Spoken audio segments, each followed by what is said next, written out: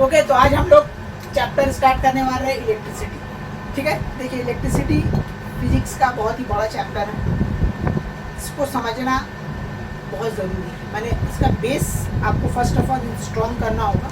अगर आपका base strong होगा तो फिर आपको कुछ भी रहेगा इलेक्ट्रिसिटी से बेस, तो आपको हर चीज़ समझ में जल्दी आएगा और आसानी से इसका न्यूमेरिकल्स कर लेंगे। लेकिन अगर बेस क्लियर नहीं होगा कि चार्ज क्या है, कूलम क्या है, एम्पेयर क्या है, पोटेंशियल डिफरेंस क्या है, ईएमएफ क्या है, बैटरी क्या है, नेगेटिव चार्ज पॉजिटिव, ये सब चीज़ अगर क्लियर नहीं होगा ना इलेक्ट्रिसिटी में, तो आपको न्यूमेरिकल्स करने में, ठीक है, कोई कॉन्सेप्चुअल क्वेश्चन करने में, सॉल्व करने में बहुत दिक्कत होगा। तो हर साल इससे 10 से 15 मार्क्स का क्वेश्चन आपको देखने को मिलता है। ठीक है, तो देखिए इलेक्ट्रिसिटी फिजिक्स का एक बड़ा ब्रांच है।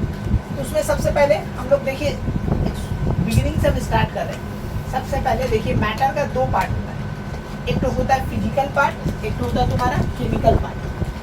ठीक है, तो अगर हम लोग स्टडी करते हैं, the study of physical part of matter is called physics and the study of chemical part of matter is called chemistry. ठीक है, तो मैटर का ही दो ब्रांच हुआ, एक फिजिक्स बना और एक केमिस्ट्री बना। तो अगर हम लोग फिजिकल प्रॉपर्टी के बारे में जान रहे मैटर का तो बन गया फिजिक्स, और केमिकल प्रॉपर्टी के बारे में जान रहे तो बन गया केमिस्ट्री। तो एक बना आपका फिजिक्स, ठीक है, और एक बना तुम्हारा केमिस्ट्री। ठीक है, अब फिजिक्स का ब्रांच हुआ फिर यहाँ पे। ठीक है, क्या ब्रांच हुआ? एक हुआ तुम्हारा इलेक्ट्रोस्टैटिक, ठीक है, एक ब्रांच हुआ। दूसरा ब्रांच हुआ तुम्हारा इलेक्ट्रोडायनामिक।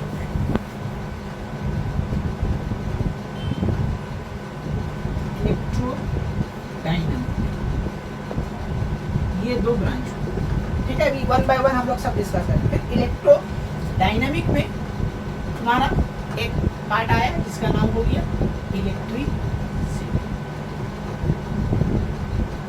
ये हो गया आपका इलेक्ट्रिसिटी। फिर इसमें आएगा तुम्हारा current electricity, potential difference, charge, EMF, battery, okay, heat, whatever इसके अंदर आएगा। इस तरीके से तुम्हारा मैटर का ब्रांच हुआ। तो हम लोग सबसे पहले जानेंगे कि इलेक्ट्रोस्टैटिक होता क्या है। ठीक है, ये किस टाइप का है, इलेक्ट्रोडायनेमिक क्या है, फिर इलेक्ट्रिसिटी क्या है। वन बाय वन हम लोग दोनों को जानेंगे।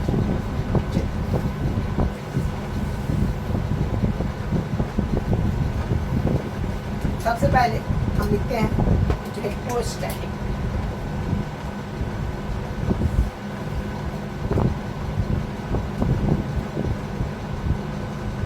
देखो इलेक्ट्रोस्टैटिक होता क्या है, बोल सकते हैं it is a branch of science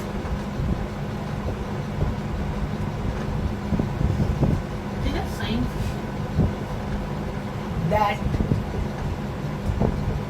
deal with charge particle, ठीक है, that deal with the study of charged particle, ठीक है, at rest। ये हो गया इलेक्ट्रोस्टैटिक। फिर नेक्स्ट अब हम लोग लेते हैं डेफिनेशन तुम्हारा इलेक्ट्रोडायनामिक।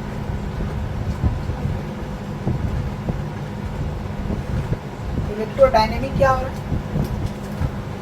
इसमें भी वही बोलेंगे, it is a branch of science that deal with study of charge particle in motion। ये हुआ इलेक्ट्रोडायनेमिक। और नेक्स्ट आता है तुम्हारा इलेक्ट्रिसिटी। ठीक है, बोलेंगे it is a form of energy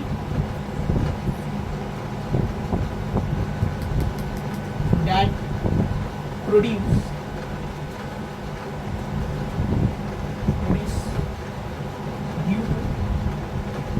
flow of charges. ठीक है, तो वन बाय वन तीनों टर्म को हम लोग यहाँ पे डिफाइन कर दें, इलेक्ट्रोस्टैटिक, इलेक्ट्रोडायनामिक एंड इलेक्ट्रिसिटी।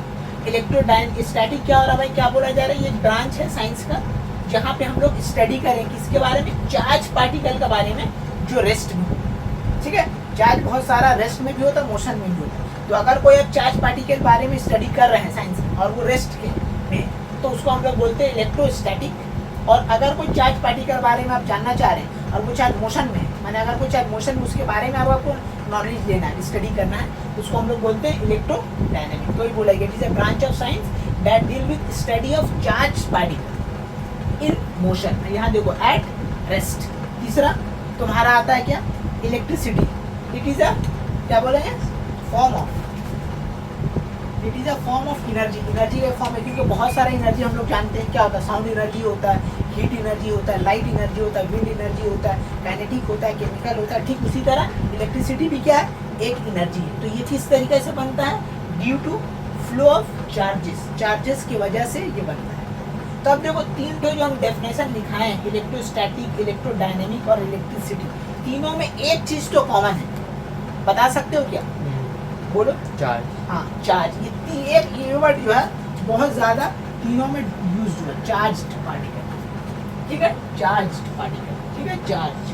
तो ये तीनों वर्ड माने ये समझ में आ रहा है कि जो भी स्टैटिक हो डायनामिक हो, इन लोग किससे रिलेटेड है, चार्ज से रिलेटेड। तो भाई अब नेक्स्ट क्वेश्चन अराइज होता है कि चार्ज होता है क्या, ठीक है। तो अब हम लोग जानेंगे कि कुछ भी हम लोग पढ़े, इलेक्ट्रोस्टैटिक पढ़े या डायनामिक पढ़े, हम लोग को ये सब समझने के लिए फर्स्ट ऑफ ऑल ये जानना होगा कि चार्ज होता क्या है, ठीक है। तो आइए हम लोग जानते हैं कि चार्ज है क्या, ये बनता कैसे, ये है क्या।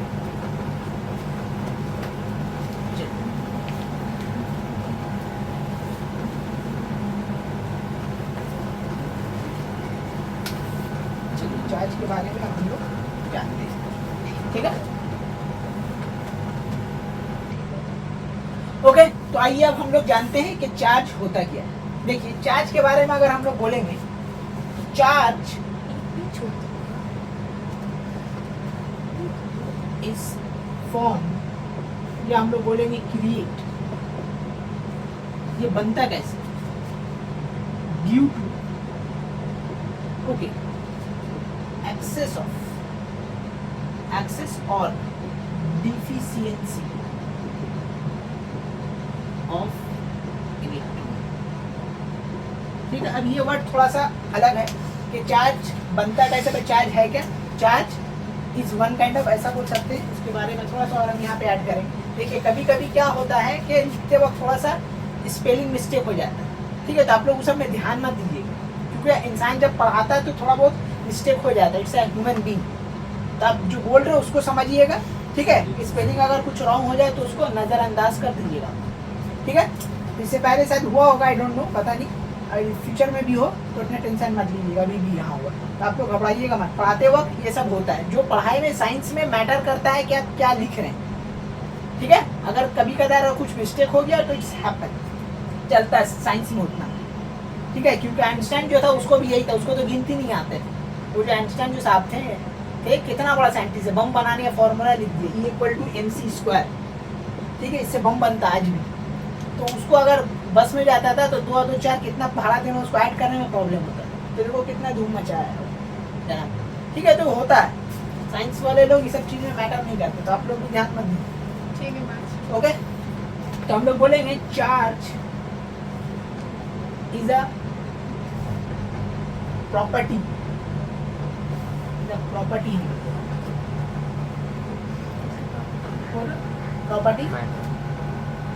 दैट, ठीक है, क्रिएट, जो बनता है, charge is a property that create due to excess और डिफिशियंसी ऑफ इलेक्ट्रॉन्स, ठीक है। इलेक्ट्रॉन्स का घटने और बढ़ने से चार्ज जो है बनता है, ठीक है। तो अब देखो इसको थोड़ा सा भी समझने में प्रॉब्लम होता होगा भाई कि क्या प्रॉपर्टी है, क्या चीज़ का डिफिशियंसी, घटना, एक्सेस, ये थोड़ा सा प्रॉब्लम हो रहा। तो देखो इसको एक एग्जाम्पल के जरिए समझो कि चार्ज हो रहा क्या एक्चुअली। देखिए हम लोग जानते हैं, कोई भी केमिस्ट्री में थोड़ा सा हमारे केमिस्ट्री का रिस्पेक्ट से अगर हम लोग समझें कि एक एटम है, ठीक है, एक एटम के अंदर तुम्हारा क्या होता है, न्यूक्लियस होता है सेंट्रल पार्ट में, और उसके अंदर क्या होता है, प्रोटॉन और न्यूट्रॉन होता है। और इलेक्ट्रॉन जो होता है वो क्या करता है, इसके अराउंड रिवॉल्व करता रहता है, के शेल में, एम शेल में, जो भी शेल में अराउंड करता रहता है, घूमता रहता है, ठीक है। तो एक एटम में हम लोग ये देखा है, जैसा कि सोडियम एटम का अगर हम लोग बात करें, उसका एटॉमिक नंबर कितना है 11। तो इससे क्या समझ में आता है कि इस सोडियम एटम के अंदर प्रोटॉन कितना है 11 है, ठीक है, और इलेक्ट्रॉन कितना है वो भी क्या है 11। तो हम लोग कह सकते हैं कि सोडियम एटम के अंदर प्रोटॉन और इलेक्ट्रॉन दोनों क्या है इक्वल है। तो इक्वल होने के कारण ये जो है एटम क्या है स्टेबल है, ठीक है। नेचुरली ये देखा जनरली जो है न्यूट्रल है, स्टेबल है, न्यूट्रल है। तो न्यूट्रल क्यों है भाई? तो उसका रीजन ये है कि इस एटम के अंदर, इस सोडियम के अंदर प्रोटॉन और इलेक्ट्रॉन का कॉन्सेंट्रेशन या बोल दे नंबर ऑफ इलेक्ट्रॉन्स या प्रोटॉन दोनों क्या है सेम है। तो सेम होने के कारण ये क्या हो गया स्टेबल। तो दुनिया में जितना भी चीज जो स्टेबल है, ठीक है, न्यूट्रल है, कोई रिएक्शन नहीं दे रहा, वो जस्ट बिकॉज ऑफ दैट कि उस एटम के अंदर प्रोटॉन और इलेक्ट्रॉन का बैलेंसिंग इक्वल है, ठीक है।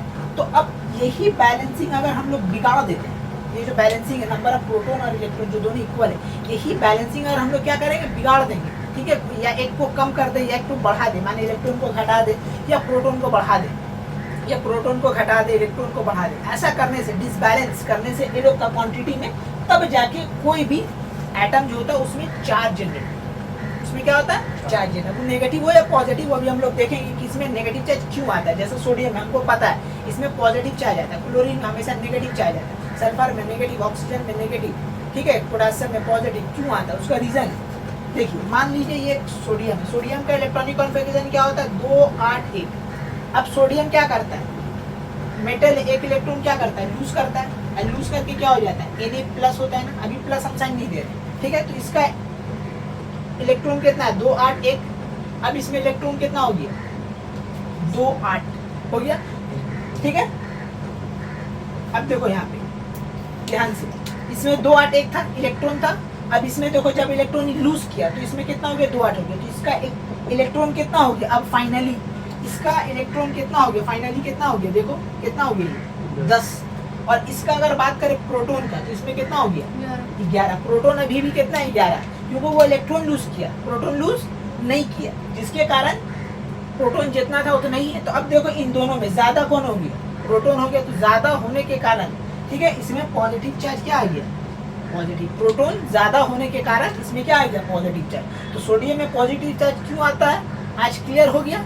इतना दिन से हम लोग खाली बोलते थे कि सोडियम में पॉजिटिव चार्ज आ रहा है, क्यों आ रहा, यहाँ पे क्लियर हो गया कि एक सोडियम एटम के अंदर हम लोग ये देखा जब वो इलेक्ट्रॉन लूज किया तो इलेक्ट्रॉन हो गया 10 और प्रोटॉन हो गया 11, मतलब proton number of proton electron से ज्यादा हो गया। तो ज्यादा होने के कारण इसका लिया जाएगा, इसका कॉन्सेंट्रेशन 10 तो बैलेंस हो गया, 1 बच गया, तो मतलब इसमें पॉजिटिव चार्ज ज्यादा है। तो इसी के लिए सोडियम में हमेशा कौन सा चार्ज हो गया पॉजिटिव चार्ज। सिमिलरली अगर हम लोग बात करेंगे क्लोरीन का, तो क्लोरीन क्या करता है एक इलेक्ट्रॉन गेन करता है, तो गेन करके क्या हो जाता है Cl- होता है। तो इसका था कितना 2 8 7, अभी जब ले लिया तो 2 8 कितना हो गया 8।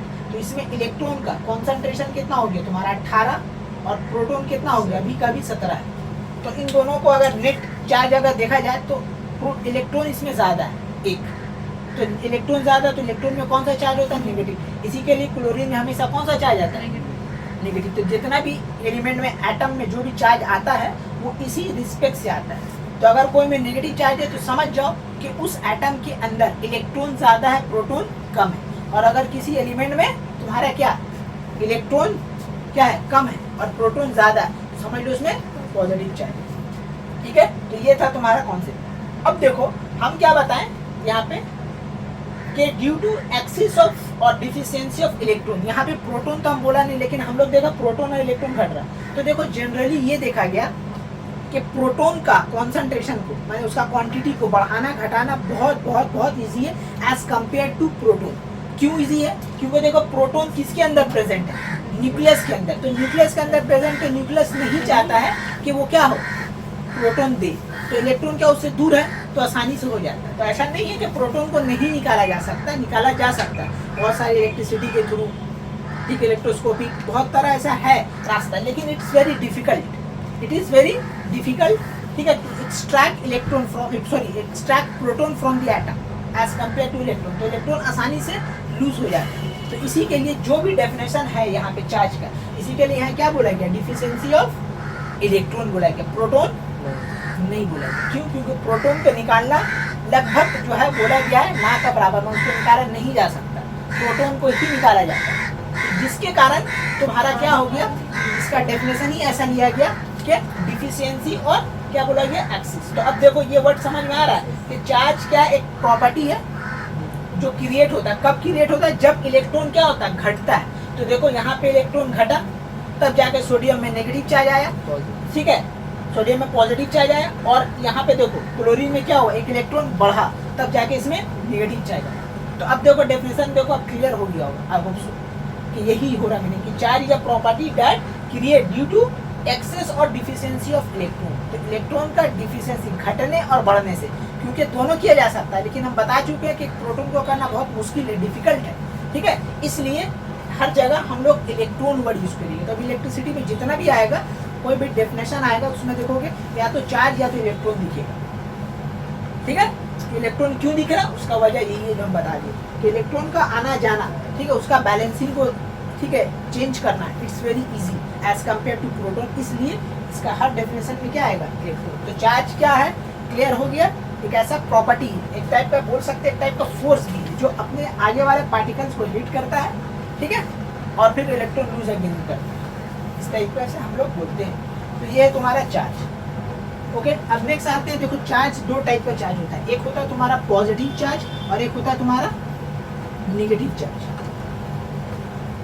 तो पहले जानते हैं हम लोग क्या, पॉजिटिव चार्ज के बारे में। पॉजिटिव चार्ज होता है क्या, ठीक है। तो पॉजिटिव चार्ज क्या कब होगा, अभी हम बता चुके पॉजिटिव चार्ज कब होता है, ठीक है, इट इज क्रिएट, हाँ बोलेंगे, it is form due to, क्या बोलेंगे, loss of electron, it is form due to more electron, ठीक है। मोर क्या होगा, पॉजिटिव चार्ज है ना, more proton, more proton than electron, ये हो गया पॉजिटिव चार्ज। नेगेटिव चार्ज क्या हो रहा,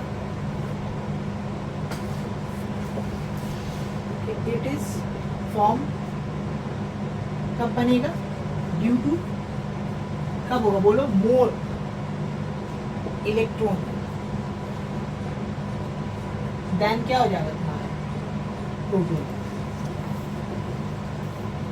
ठीक है। तो पॉजिटिव चार्ज कब होता है, जब एक एटम के अंदर, ठीक है, it is form due to the more proton than electron, ठीक है, इन एटम, ये वर्ड नहीं भी चले, ठीक है, it is form due to more electron. Electron अगर ज्यादा आ जाए, तो अगर कोई एटम के ऊपर जो चार्ज आ रहा है उसको हम लोग बोलेंगे पॉजिटिव चार्ज, और अगर कोई एटम में क्या हो रहा है, इलेक्ट्रॉन ज्यादा हो जा रहा है प्रोटॉन से, ठीक है, तो हम लोग उसको बोलेंगे क्या, क्या, नेगेटिव चार्ज, ठीक है। तो चार्ज दो प्रकार के होते हैं, दो तरह से होते हैं, दो टाइप बोल सकते हैं, एक पॉजिटिव चार्ज, एक नेगेटिव चार्ज, ठीक है। ये कौन बताया था, एक तुम्हारा साइंटिस्ट था, क्या नाम है उसका, ठीक है, उसका नाम है फ्रैंकलिन, ठीक है, फ्रैंकलिन नाम का एक साइंटिस्ट था। उसने सबसे पहले, माने जब इलेक्ट्रॉन प्रोटॉन नहीं आया था, उससे पहले जो है तुम्हारा ये एक फ्रैंकलिन नाम का साइंटिस्ट था, वो ये बताया था कि हाँ एक चार्ज है, ठीक है, पॉजिटिव नेगेटिव बस एक चार्ज बताया था कि हाँ एक चार्ज है जो कभी अट्रैक्ट करता है, कभी रिपील करता है, शुरू शुरू, क्योंकि शुरू में ये बोला गया था, माने इसका आने, फ्रैंकलिन का आने से पहले क्या बोला गया था कि चार्ज एक फ्लो ऑफ लिक्विड है, चार्ज को डिफाइन किया गया था। उससे पहले वाला साइंटिस्ट क्या बोला था, फ्लो ऑफ लिक्विड, माने लिक्विड में फ्लो होने का वजह से चार्ज होता है, शुरू में बताया गया। लेकिन बाद में फिर जो तुम्हारा फ्रैंकलिन है, ये ने बोला कि नहीं, चार्ज एक ऐसा प्रॉपर्टी जो इलेक्ट्रॉन का आने की घटने या बढ़ने से जनरेट बनता है, सही बोला, ठीक है, जो सही था। फिर वो एक्सपेरिमेंट भी किया था, वो एक्सपेरिमेंट दिखा दे, ठीक है। तो अभी हम लोग का चार्ज के बारे में क्लियर हो गया कि चार्ज होता क्या है, ठीक है। अब देखो थोड़ा सा स्टैटिक एनर्जी का बारे में हम बताते हैं, ठीक है, इलेक्ट्रोस्टैटिक के बारे में थोड़ा सा, स्टैटिक एनर्जी के बारे में हम बताते हैं। ये कौन किया था, वही तुम्हारा फ्रैंकलिन ही, ठीक है, इस एक्सपेरिमेंट किया था, ओके। तो देखिए ये क्या किया था, एक तो तुम्हारा ग्लास रॉड लिया, ठीक है, क्या लिया, एक ग्लास रॉड लिया, ओके, और यहाँ पे एक तुम्हारा सिल्क कपड़ा लिया, सिल्क कपड़ा लेके इसको ऊपर से रब किया। तो रब करने के बाद ये देखा गया इसमें एक चार्ज जनरेट हुआ, क्या हुआ नहीं मालूम, हमको पता पॉजिटिव चार्ज होगा, लेकिन जान लीजिए अभी आप मत समझिए कि पॉजिटिव है, और चार्ज जनरेट हुआ, ठीक है। ये क्या है तुम्हारा सिल्क, ठीक है। फिर वो क्या किया, एक और लिया, और क्या लिया, प्लास्टिक का एक लिया, इबोनॉइड जिसको बोलते हैं, ठीक है, वो प्लास्टिक रॉड लिया एक, जिसको हम लोग बोलेंगे इबोनॉइड, ठीक है, और इसके ऊपर एक वूलन, ठीक है, क्या लिया, वूलन क्लोथ, ठीक है, और उसको रब किया। तो जब रब किया तो इसके ऊपर भी क्या हुआ, एक चार्ज जनरेट हुआ, ठीक है। तो अब देखो यहाँ पे ये एक्सपेरिमेंट किया हुआ, एक्सपेरिमेंट करके देखा और उसको दो नया प्रकार का चार्ज मिला, एक पॉजिटिव एक नेगेटिव। उस वक्त समझ लिए, मान लीजिए कि नेगेटिव पॉजिटिव या नेगेटिव पॉजिटिव का एक नाम है, ठीक है, जो बनाया उसको पॉजिटिव नेगेटिव देना था, दे देता। अब उस वक्त वो अगर नाम दे देता अल्फा बीटा, अगर वो नाम दे देता थीटा गामा, तो उस वक्त हम लोग, अभी भी हम लोग वही थीटा गामा ही पढ़ते हैं। तो उस वक्त उसको ये नाम अच्छा लगा तो ये दे दिया, पॉजिटिव और नेगेटिव। लेकिन जब पॉजिटिव नेगेटिव नहीं आता तो देखा कि दो चार्ज है, दोनों का जो प्रॉपर्टीज है, नेगेटिव पॉजिटिव का ये जो प्रॉपर्टीज है दोनों का पॉजिटिव, ठीक है। जैसा दो इंसान है, किसी को रात को दूध पीना पसंद है, किसी को दूध नहीं पीना पसंद है, ठीक है, किसी को पढ़ना पसंद है, किसी को पढ़ना नहीं पसंद है, किसी को खेलना पसंद है।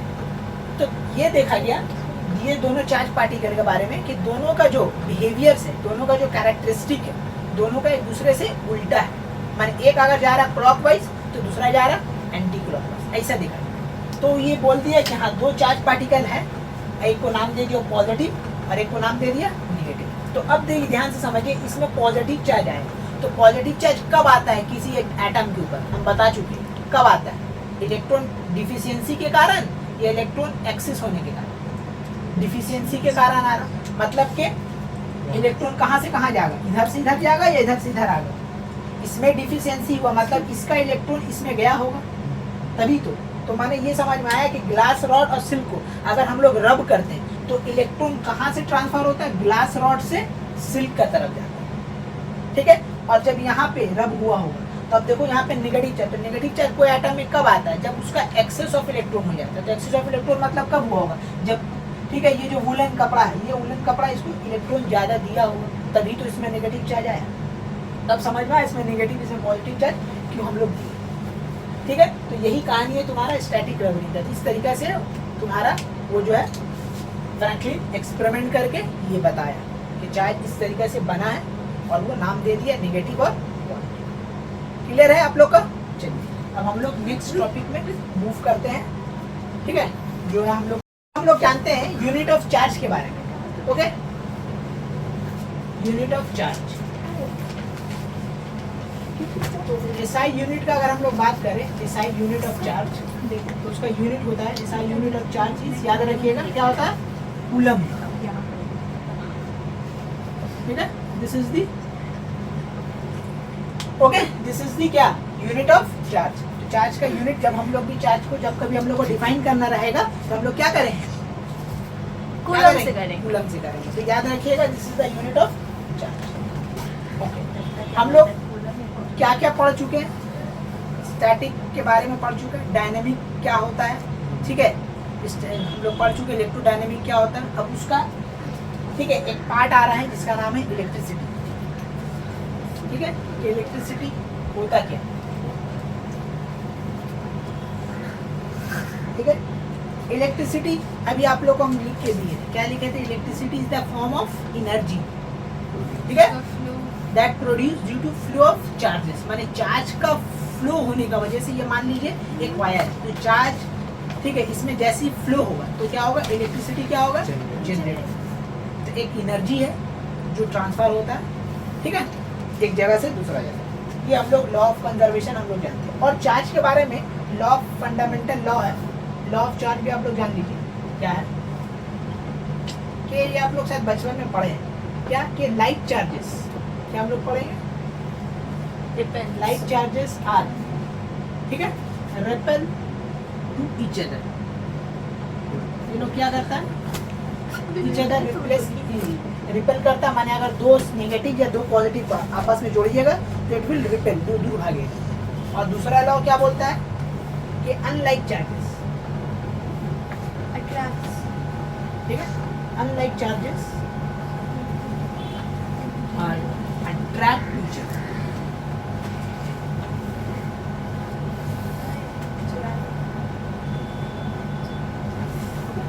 Attract each other. ओके, ये तुम्हारा फंडामेंटल लॉ है चार्ज का। ये दो बात आप लोग को याद रखना कि negative charge, two negative charge are repel to each other, one negative and one positive charge are attract each other. ये बात याद रखिएगा, ठीक है। ये तो बेसिक चीज है। अब नेक्स्ट अब हम लोग आते हैं जो हम लोग का चैप्टर है, ठीक है। क्या इलेक्ट्रिसिटी के अंदर आता है, क्या आता है, करंट, इलेक्ट्रिक करंट बोलो या करंट इलेक्ट्रिसिटी, जो बोलना है बोलो, ठीक है। तो हम लोग बोलेंगे करंट इलेक्ट्रिसिटी या इलेक्ट्रिक करंट भी बोल सकते हैं, जो बोलना है बोलो, ठीक है। इसको इलेक्ट्रिक करंट ही इलेक्ट्रिसिटी वर्ड यूज, अब हम लोग नया वर्ड यूज करेंगे इलेक्ट्रिक करंट। आप लोगों को पता है करंट का मतलब क्या होता है, what is the meaning of current, current मतलब कब हम लोग ये वर्ड यूज करते हैं, ठीक है। देखिए करंट का मतलब याद रखिएगा, आप लोग का मतलब होता है फ्लो, Flow of charges. ठीक है। तो अब देखिए करंट का सिर्फ मतलब होता है फ्लो, तो अगर हम लोग बोलेंगे विंड करंट, इसका मतलब क्या होता है, फ्लो ऑफ एयर। अगर हम लोग बोलेंगे क्या, थर्मल करंट, इसका मतलब क्या होता है, फ्लो ऑफ हीट, ठीक है। और अगर मान लीजिए कोई आपका समुद्री, मतलब समुद्र में कोई अगर मान लीजिए कोई फ्लो हो रहा है तो हम लोग क्या बोलेंगे, फ्लो ऑफ, क्या बोलेंगे, क्या बोलेंगे, वेव्स बोल सकते हैं। तो फ्लो करंट मतलब क्या हो रहा है, फ्लो, फ्लो हो रहा है। तो इलेक्ट्रिक, तो इलेक्ट्रिक तो आप लोग को समझ में आ गया क्या है भाई, इलेक्ट्रिक चार्ज। तो मैंने इलेक्ट्रिक करंट हो रहा क्या, इसका डेफिनेशन क्या बन रहा है, इलेक्ट्रिक करंट क्या बन रहा है डेफिनेशन, कि फ्लो ऑफ चार्ज। करंट मतलब फ्लो और इलेक्ट्रिक मतलब जो चार्ज के थ्रू जनरेट हो रहा है, तो मतलब फ्लो ऑफ चार्ज। मैंने इलेक्ट्रिक करंट होता क्या है, electric current is defined as the क्या है, rate of flow of charges per unit time. ये वर्ड जरूर बोलेंगे, क्या वर्ड एक नया जनरेट हुआ, फ्लो ऑफ, खाली चार्जेस बोलने से नहीं समझ में, हम लोग क्या बोलेंगे कि electric current is defined as rate of flow of charge per unit time, ठीक है। You have to mention it time, ठीक है। तो हम इसका डेफिनेशन लिख दे रहे हैं, it is defined as, okay, rate of flow of charges, rate of flow of charges, ठीक है, in a cross section area, ये भी वर्ड बोल सकते हैं, cross section area of conductor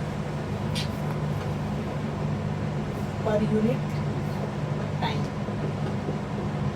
this is the complete definition of electric current. Electric current है क्या, rate of flow of charges in cross section area. मतलब ये हो रहा है कि देखिए ये मान लीजिए एक कंडक्टर है, ठीक है, ये क्या है, एक कंडक्टर है, तो ये इसका एक एरिया है, तो इस एरिया से जितना, ठीक है, क्या हो रहा है, फ्लो ऑफ चार्ज, ठीक है, फ्लो हो रहा है एक सेकंड में, वो कहलाएगा इलेक्ट्रिक करंट। वायर है ना, ठीक है, हाँ, ये करंट है वायर का अंदर का बता रही है, क्रॉस सेक्शन एरिया, ये मान लीजिए वायर है, इसका कुछ क्रॉस सेक्शन एरिया, तो यहाँ से करंट, तो जितना फ्लो ऑफ चार्जेस पास होगा, ठीक है, एक सेकंड में या पर यूनिट टाइम में, वो कहलाएगा तुम्हारा क्या, क्या कहलाएगा, इलेक्ट्रिक करंट, ठीक है। तो इसका डेफिनेशन अगर मैथमेटिकली एक्सप्रेस करेंगे तो हम लोग याद रखिएगा, करंट को हम लोग रिप्रेजेंट करते हैं आई से, ठीक है, चार्ज को रिप्रेजेंट करते हैं क्यू से बाई टी, ठीक है।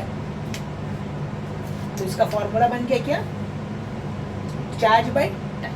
This is the mathematical expression of electric current, ठीक है।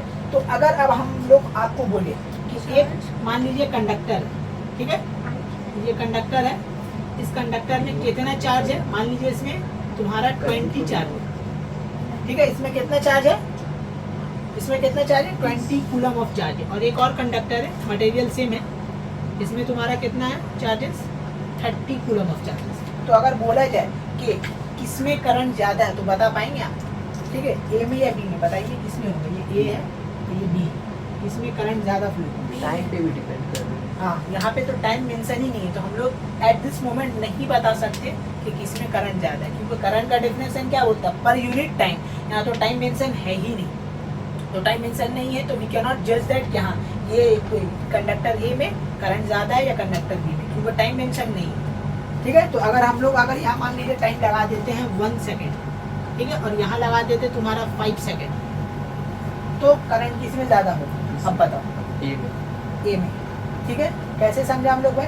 इसमें मेरा कितना आ रहा है? 20 आ रहा है एम्पेयर, और इसमें कितना आ रहा है? 6 एम्पेयर आ रहा है ना भाई?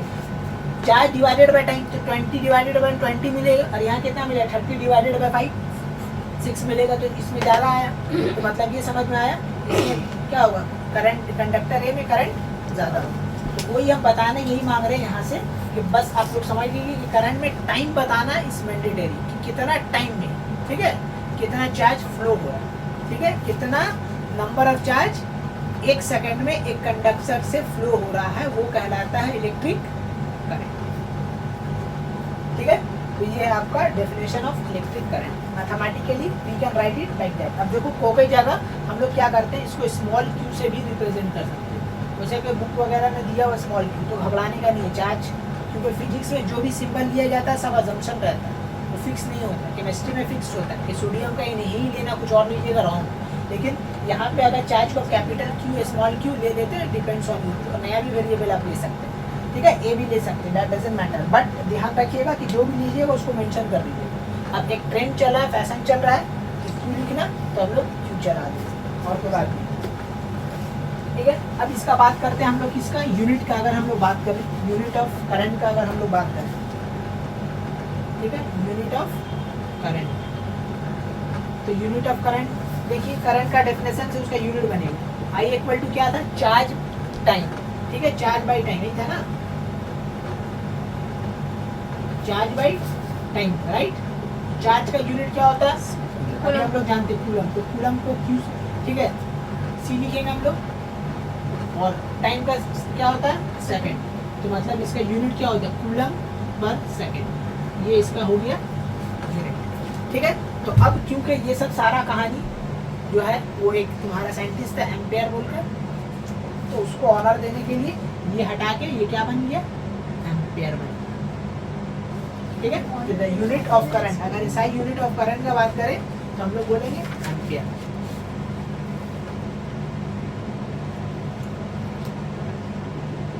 ये क्या बोलेंगे? एम्पेयर। ओके, जिसको ए से रिप्रेजेंट किया, कैपिटल ए। ठीक है, तो ये है तुम्हारा एसआई यूनिट ऑफ करंट। तो अगर जब कभी पूछे SI unit of electric current क्या है, तो हम लोग बोलेंगे एम्पेयर। ठीक है, कभी कभी एग्जाम में ट्रिक करने को तो ये आ जाता है, कूलम पर सेकेंड। हम लोग बुकलाई अरे भाई एम्पेयर तो दिए ही नहीं, एम्पेयर तो दिए ही नहीं है। ठीक है, तो लेकिन आपका क्या होगा यहाँ पे? आपका ये होगा कि आपको ये इसका बजाय ये दे देगा। ओके, तो ये हो गया तुम्हारा स्टोरी अबाउट इलेक्ट्रिक करंट। समझ में आ गया इलेक्ट्रिक करंट क्या हो रहा है? ठीक है, तो डाउट है तो पूछ लो फिर से। यहाँ सर इलेक्ट्रिक करंट नहीं समझ में आ रहा कि कितना करंट एक कंडक्टर से, कितना करंट एक कंडक्टर क्रॉस सेक्शन एरिया से पार हो रहा है 1 सेकेंड में, वो कहलाता है इलेक्ट्रिक करंट। 1 सेकंड में कितना चार्ज? ठीक है, कितना चार्ज, हाँ कितना चार्ज इससे आप फ्लो कर रहा है। ठीक है, स्पीड से स्पीड। ठीक है, एक कंडक्टर में कितना नंबर ऑफ चार्ज, ठीक है, यहाँ फ्लो कर रहा है 1 सेकेंड में, वो कहलाता है इलेक्ट्रिक करंट। ओके, चलिए इसको नोट डाउन कर लीजिए।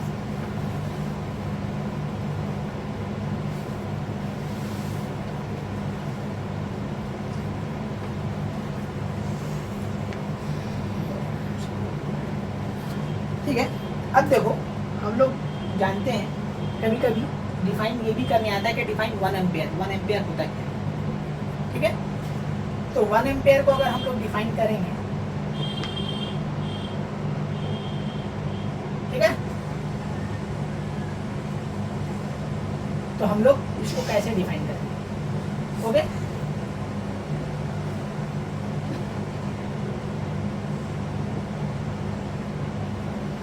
चलिए कैसे डिफाइन अब हम लोग करेंगे, इसको हम लोग जानते हैं। देखिए इट इज डिफाइन एज, बोला ये जाता है कि एक कंडक्टर से, इसको समझ लीजिएगा, एक कंडक्टर से एक सेकेंड में कितना कूलम ऑफ चार्जेस, ठीक है, पास करे, वो कहलाता है 1 एम्पीयर। ठीक है, ये कंडक्टर है, कंडक्टर का मान लीजिए एक पॉइंट से जितना कूलम ऑफ चार्ज, या वो बोल सकते हैं 1 कूलम ऑफ चार्ज, ऐसा भी बोल सकते हैं कि 1 कूलम ऑफ चार्ज, ठीक है, एक सेकेंड में जितना पास होगा एक कंडक्टर से, वो कहलाता है तुम्हारा क्या, क्या कहलाता है, 1 एम्पीयर। ठीक है, तो इट इज डिफाइन एज, हम लोग बोलेंगे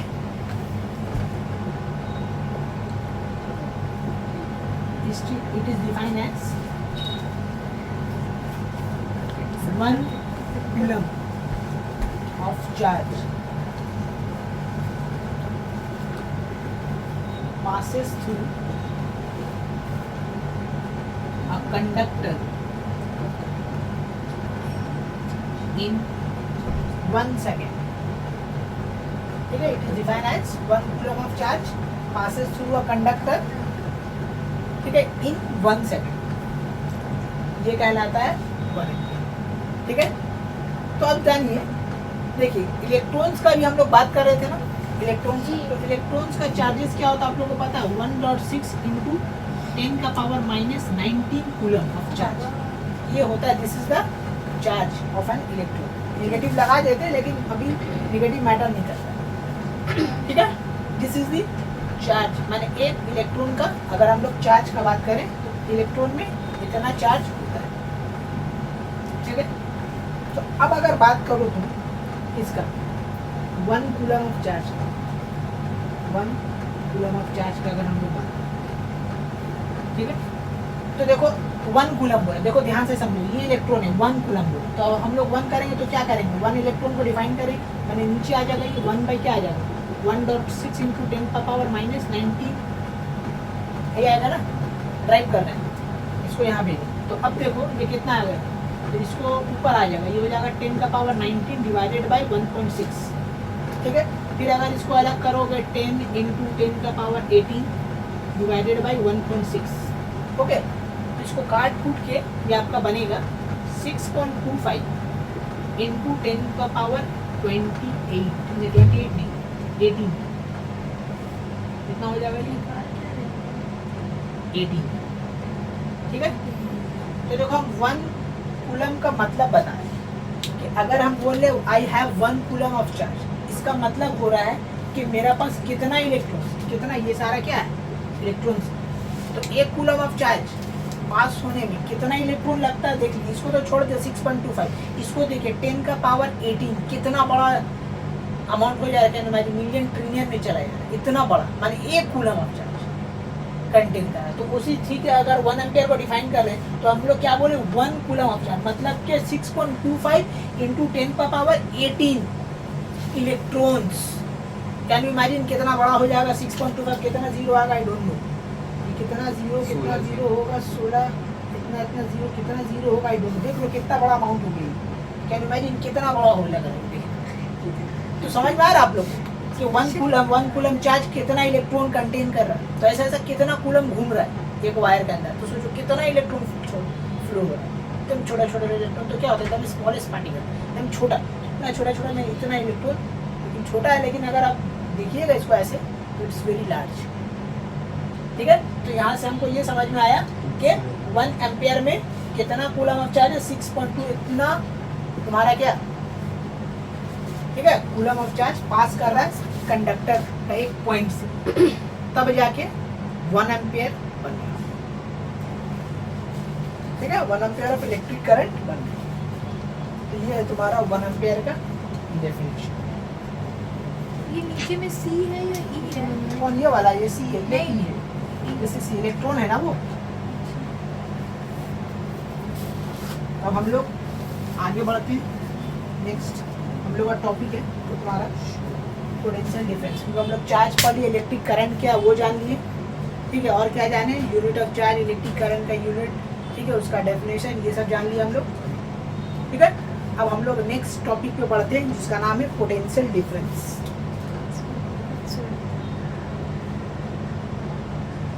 या इलेक्ट्रिक पोटेंशियल पहले जाने, उसके बाद फिर जानेंगे इलेक्ट्रिक पोटेंशियल। ठीक है, इलेक्ट्रिक पोटेंशियल ये होता क्या है। देखिए इसको एक एग्जाम्पल के जरिए समझिए। ठीक है, ये मान लीजिए ये आपका एक टंकी है जिसमें पानी आता है बिल्डिंग में। तो हम लोग इस टंकी में पानी कैसे चढ़ाएं? एक पंप लगाते हैं यहाँ पे, क्या लगाते हैं? पंप। ये पंप के थ्रू यहाँ पे पानी जाता है, ठीक है, भर जाता है। बिल्डिंग ये बिल्डिंग के ऊपर, ठीक है, जैसे imagine this is the multi storeyed building. Okay, building के ऊपर टंकी है। अब इसमें हमको अगर पानी चढ़ाना रहेगा तो व्हाट विल वी डू? हम लोग एक यहाँ पे पंप लगाएंगे और इलेक्ट्रिसिटी के थ्रू उसको मोटर से पानी भर देंगे, पूरा पानी भर देंगे। ठीक है, अब बिल्डिंग में हम लोग छत पे टंकी रखते हैं। अब देखिएगा हमेशा छत का ऊपर रहता है, कभी भी दोनों एक समान नहीं रहता है। बिल्डिंग का हमेशा ऊपर रखा जाता है। ठीक है, क्यों रखा जाता है? ताकि विदाउट अप्लाइंग एनी फोर्स, कोई ठीक है फोर्स अप्लाई किए बगैर अगर हम लोग यहाँ पे पाइप लगा दें तो ये पानी कहाँ आ जाएगा? बिल्डिंग में आएगा। ठीक है ना, ऐसी सिस्टम लेते हैं ना। तो देखो ये जो पानी आता है यहाँ पे बिल्डिंग में नीचे वापस आना, तो यहाँ पे हम लोग को कोई फोर्स, कोई अलग से तुम्हारा कोई एनर्जी लगाना नहीं पड़ता, ये ऑटोमेटिकली क्या होता है? फ्लो हो जाएगा। लेकिन क्योंकि हम लोग अगेंस्ट द ग्रेविटी जाते हैं तो हम लोग को क्या करना पड़ता है? एक फोर्स माने एक डिवाइस लगता है जो क्या करता है, यहाँ से नीचे पानी को ऊपर ट्रांसफर करता है। तो अब देखो ये जो है इसको क्या बोलेंगे हम लोग? इसको हायर बोलेंगे और इसको क्या बोलेंगे? लोअर बोलेंगे। तो जब हम लोग को लोअर से हायर जाना पड़ा तो हम लोग को क्या करना पड़ा? एक एक्सटर्नल फोर्स लगाना पड़ा। ठीक है, कुछ करना पड़ा मैकेनिकली, तब जाके ये नीचे से पानी ऊपर गया। लेकिन जब हायर टू लोअर हम लोग आ रहे हैं तो हम लोग को अलग से कुछ नहीं करना पड़ा, वो ऑटोमेटिकली क्या हो गया? यहाँ से यहाँ क्या हो गया? फ्लो। ठीक है, तो अब देखो दोनों के केस में वर्क डन हो रहा है, यहाँ भी वर्क डन हुआ और यहाँ भी वर्क डन हुआ। ठीक है, तो इलेक्ट्रिक पोटेंशियल क्या होता है? देखो कोई भी बैटरी होता है ना, मैंने बैटरी नहीं, वायर, तो वायर ये मान लो एक वायर है, तो इस वायर में इलेक्ट्रॉन जो होता है वो हमेशा फ्लो होता है रैंडम। माने अगर ये बैटरी से अगर कनेक्टेड नहीं है, ये कंडक्टर है, तो इसमें इलेक्ट्रॉन जो रैंडमली मूव करता है, चार्ज जो इलेक्ट्रॉन जो है वो इधर से उधर क्या करता है? मूव करता है। लेकिन अगर हम लोग इसको बैटरी से कनेक्टेड कर देंगे तो करंट को क्या मिल जाता है? एक डायरेक्शन मिल जाता है और उसी डायरेक्शन में फ्लो करता है। जैसा कि मान लीजिए इस रूम में एयर है, तभी एयर जो घूम रहा है इसका कोई हाथ कौन है? कभी इधर कभी उधर, डिवाइस उधर उधर हिट करा उधर हिट करा।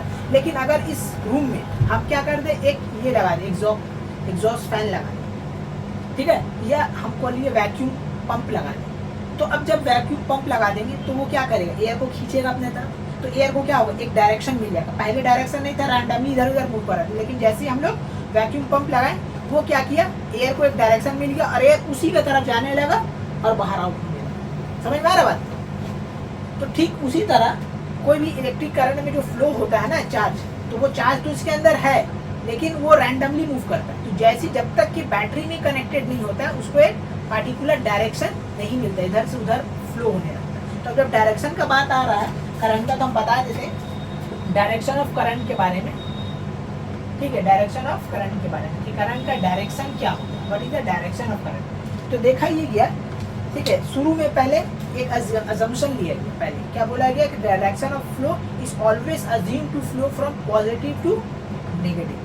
ठीक है, ये बोल दिया। लेकिन बाद में ये देखा गया कि इलेक्ट्रॉन है ना, देखो ये अगर मान लीजिए ये बल्ब है, दिस इज बल्ब, ओके, ये पॉजिटिव टर्मिनल है, ये नेगेटिव टर्मिनल यहाँ है। ओके, तो अब गौर से देखिएगा आप लोग, ये पॉजिटिव है, ये डायरेक्शन ऑफ क्या है? करंट है। और यहाँ पे नेगेटिव डायरेक्शन में क्या होता है? इलेक्ट्रॉन होता है। तो इलेक्ट्रॉन का डायरेक्शन किधर है? इधर है ना। तो पहले हम लोग को पता नहीं था करंट के बारे में क्या है, लेकिन बाद में जब ये देखा गया कि हाँ भाई इसमें तो इलेक्ट्रॉन भी फ्लो हो रहा है, तो इलेक्ट्रॉन का तो हमको तो पता है कि वो नेगेटिव होता है। मतलब जो इलेक्ट्रॉन निकल रहा है वो कहाँ से फ्लो करेगा? नेगेटिव टर्मिनल ऑफ बैटरी से निकल के फिर जाएगा डिवाइस में। ठीक है, इसी के लिए करंट का डेफिनेशन ही ऐसा बना दिया गया ताकि वो पहले वाला जो असम्पशन वो रॉन्ग ना हो कि it is always assume to flow from positive to negative. तो अगर आपसे कोई पूछा जाए कि what is the direction of current, okay, in a conductor, तो बोलिए there is no particular direction of current but we have to assume that the direction of current is flow from positive to negative. अंदर जो electrons है और वो electron कहाँ flow हो रहा है? अगेंस्ट ऑफ दैट, उसके अगेंस्ट में जो फ्लो हो रहा है वो क्या है, वो इलेक्ट्रॉन है। ये जो अगेंस्ट फ्लो हो रहा है ये तुम्हारा क्या है, इलेक्ट्रॉन। तो इस तरीके से डायरेक्शन ऑफ करंट बना। तो अब हम लोग बात कर रहे थे बैटरी का। तो अब डायरेक्ट बैटरी में करंट आया, तो पहले रैंडमली मूव कर रहा था, बैटरी में कनेक्ट होने के बाद उसको एक वे मिल गया। कहाँ से मिल गया भाई, पॉजिटिव टू नेगेटिव। और इलेक्ट्रॉन फ्लो कहाँ हो रहा है, negative terminal of a battery से positive terminal of a battery. ठीक है, तो देखिए ये आप लोग कॉन्सेप्ट क्लियर कर लीजिए कि डायरेक्शन ऑफ करंट जो है वो पॉजिटिव से नेगेटिव जा रहा है, लेकिन अगर डायरेक्शन ऑफ इलेक्ट्रॉन का बात करें तो वो कहाँ है, negative terminal of a battery बोलेंगे, negative terminal of a battery to positive terminal of a battery. ठीक है, तो इस तरीके से आप लोग लिख लीजिए कि the direction of current is always assume to flow from positive to negative and direction of current is negative terminal of a battery to positive terminal of a battery. Okay, ये है आपका डेफिनेशन। चलिए ठीक है, तो अब हम लोग बात करते हैं पोटेंशियल डिफरेंस का। कि पोटेंशियल डिफरेंस यहाँ से हम लोग को ये समझ में आया कि अगर कोई चीज़ हम लोग नीचे से माने लोअर से हायर, ठीक है, कॉन्सेंट्रेशन में जा रहे हैं तो we have to apply some kind of force, but if you are going to higher to lower no need to apply anything. ठीक है, वो ऑटोमेटिकली क्या हो रहा है, चार्ज यहाँ पे फ्लो। तो देखिए तुम्हारा इलेक्ट्रिक पोटेंशियल क्या हो रहा कि जो चार्ज फ्लो हो रहा है, ठीक है, लोअर टू हायर, ठीक है, या हायर टू लोअर, जो चार्ज फ्लो हो रहा है, मान लीजिए यहाँ पे एक चार्ज है, ठीक है, ये क्या है, चार्ज, राइट। इस चार्ज को, ठीक है, ये चार्ज मान लीजिए बहुत दूर है, ये चार्ज कहाँ है, इट्स टू फार। तो जहाँ पे हम लोग फिजिक्स में पढ़े कि अगर कोई बहुत दूर हो जाता है तो हम लोग इन्फिनिटी एज्यूम कर देंगे, इसको मान लिया कि इन्फिनिटी। ठीक है, तो अब इस इन्फिनिटी से, ठीक है, एक पार्टिकुलर पॉइंट पे, ठीक है, पार्टिकुलर पॉइंट पे आपको इस चार्ज को यहाँ से यहाँ ट्रांसफर करने में जितना वर्क डन लगेगा वो वर्क डन कहलाता है इलेक्ट्रिक पोटेंशियल। ठीक है, या पोटेंशियल भी बोल सकते हैं। ओके, इलेक्ट्रिक पोटेंशियल हो क्या ना, इलेक्ट्रिक पोटेंशियल डिफाइन है वर्क, ठीक है, done to bringing a charge, positive charge ये भी बोल सकते हैं, from infinity to that point. ठीक है, इज कॉल्ड इलेक्ट्रिक पोटेंशियल। ठीक है, तो हम लोग बोलेंगे electric potential, work done bringing a charge particle, okay, bringing a charge particle from unit positive बोला जाए तो और अच्छा रहेगा, unit positive charge particle from infinity to a given point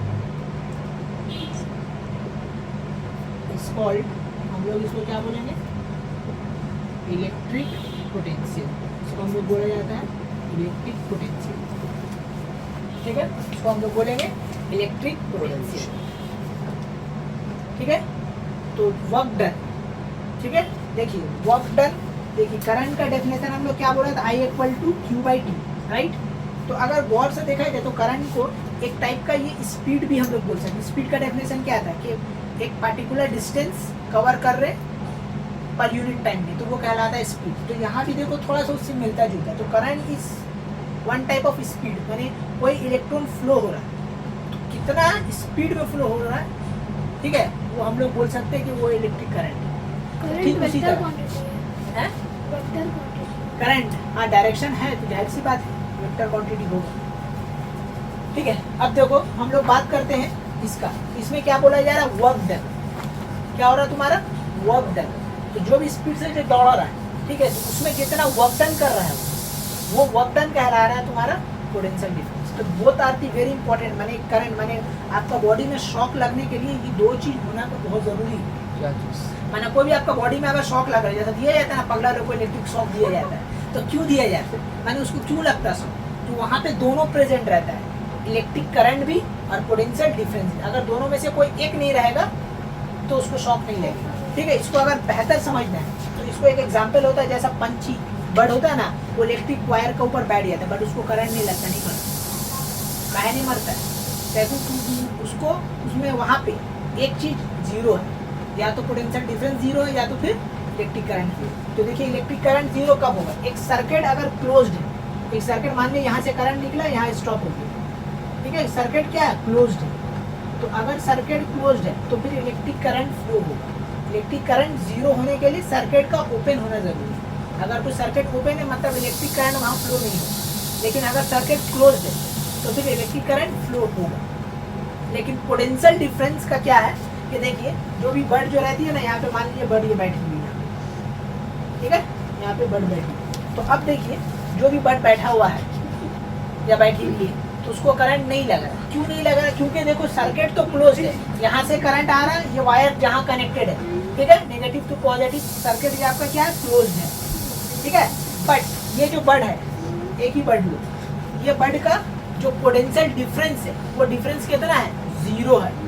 वो पोटेंशियल डिफरेंस कितना है, जीरो है, जिसके कारण ये बर्ड को इलेक्ट्रिक शॉक नहीं लगेगा, क्योंकि वो हवा में इसका जो पोटेंशियल डिफरेंस है, ये जो यहाँ से यहाँ जो हो रहा है, ये पोटेंशियल डिफरेंस कितना है, पीडी, वो कितना है, जीरो है, जिसके कारण इसको इलेक्ट्रिक शॉक नहीं लगता। लेकिन अगर तुम वही चीज़ को पकड़ लो, ठीक है, ये रॉड है, आप पकड़ ली, तो आपको करंट क्यों लग जाता है, वो चिड़िया को क्यों नहीं? क्योंकि आप जो है अर्थ के साथ कनेक्टेड है। तो आप अर्थ के साथ कनेक्टेड होने के कारण आपका पोटेंशियल डिफरेंस में चेंजेस आए, तो चेंजेस आने से आपको शॉक लगी, हमारे भी चिड़िया नहीं मारे, ठीक है। तो अगर कोई भी जो पूछा जाता है एग्जाम में या ऐसा लॉजिकल फिजिक्स में, तो आपको बोला कि भाई करंट है इसमें, चिड़िया बैठी, उसको करंट नहीं लग रहा, हम लोग छू रहे तो हम लोग मर जाएंगे, उसको वजह यही कि भाई हम लोग का बॉडी जो है अर्थ के साथ कनेक्टेड है। तो अर्थ के साथ कनेक्टेड होने के कारण पोटेंशियल में डिफरेंस जनरेट हो जा रहा है, ठीक है, दो अलग अलग पोटेंशियल हो जा रहा है, वर्क डन दोनों का डिफरेंस हो जा रहा है।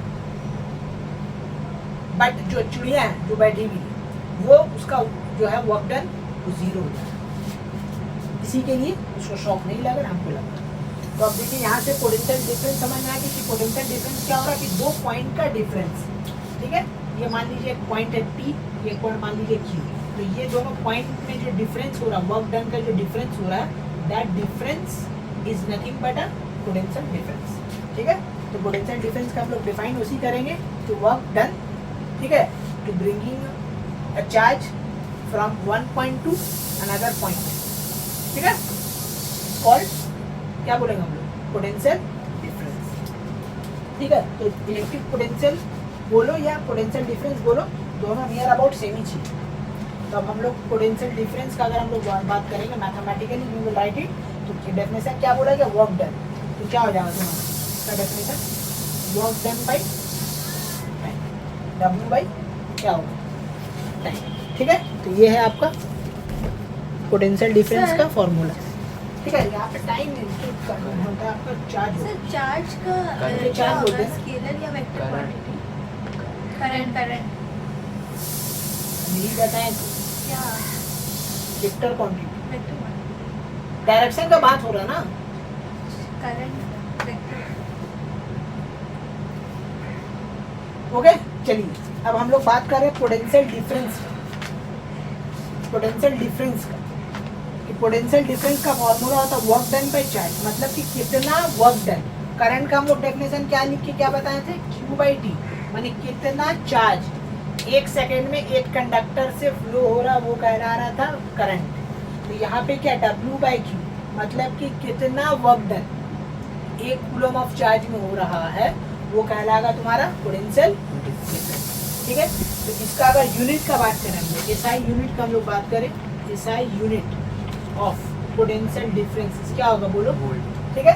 तो देखो एक्चुअली वर्क डन का होता है एनर्जी, और ये होता है कूलम, एनर्जी पर कूलम बन जाता है तुम्हारा वोल्ट, ठीक है। वोल्टा नाम का एक साइंटिस्ट था, तो वहीं से ये ड्राइव हो गया वोल्ट, पोटेंशियल डिफरेंस, ओके।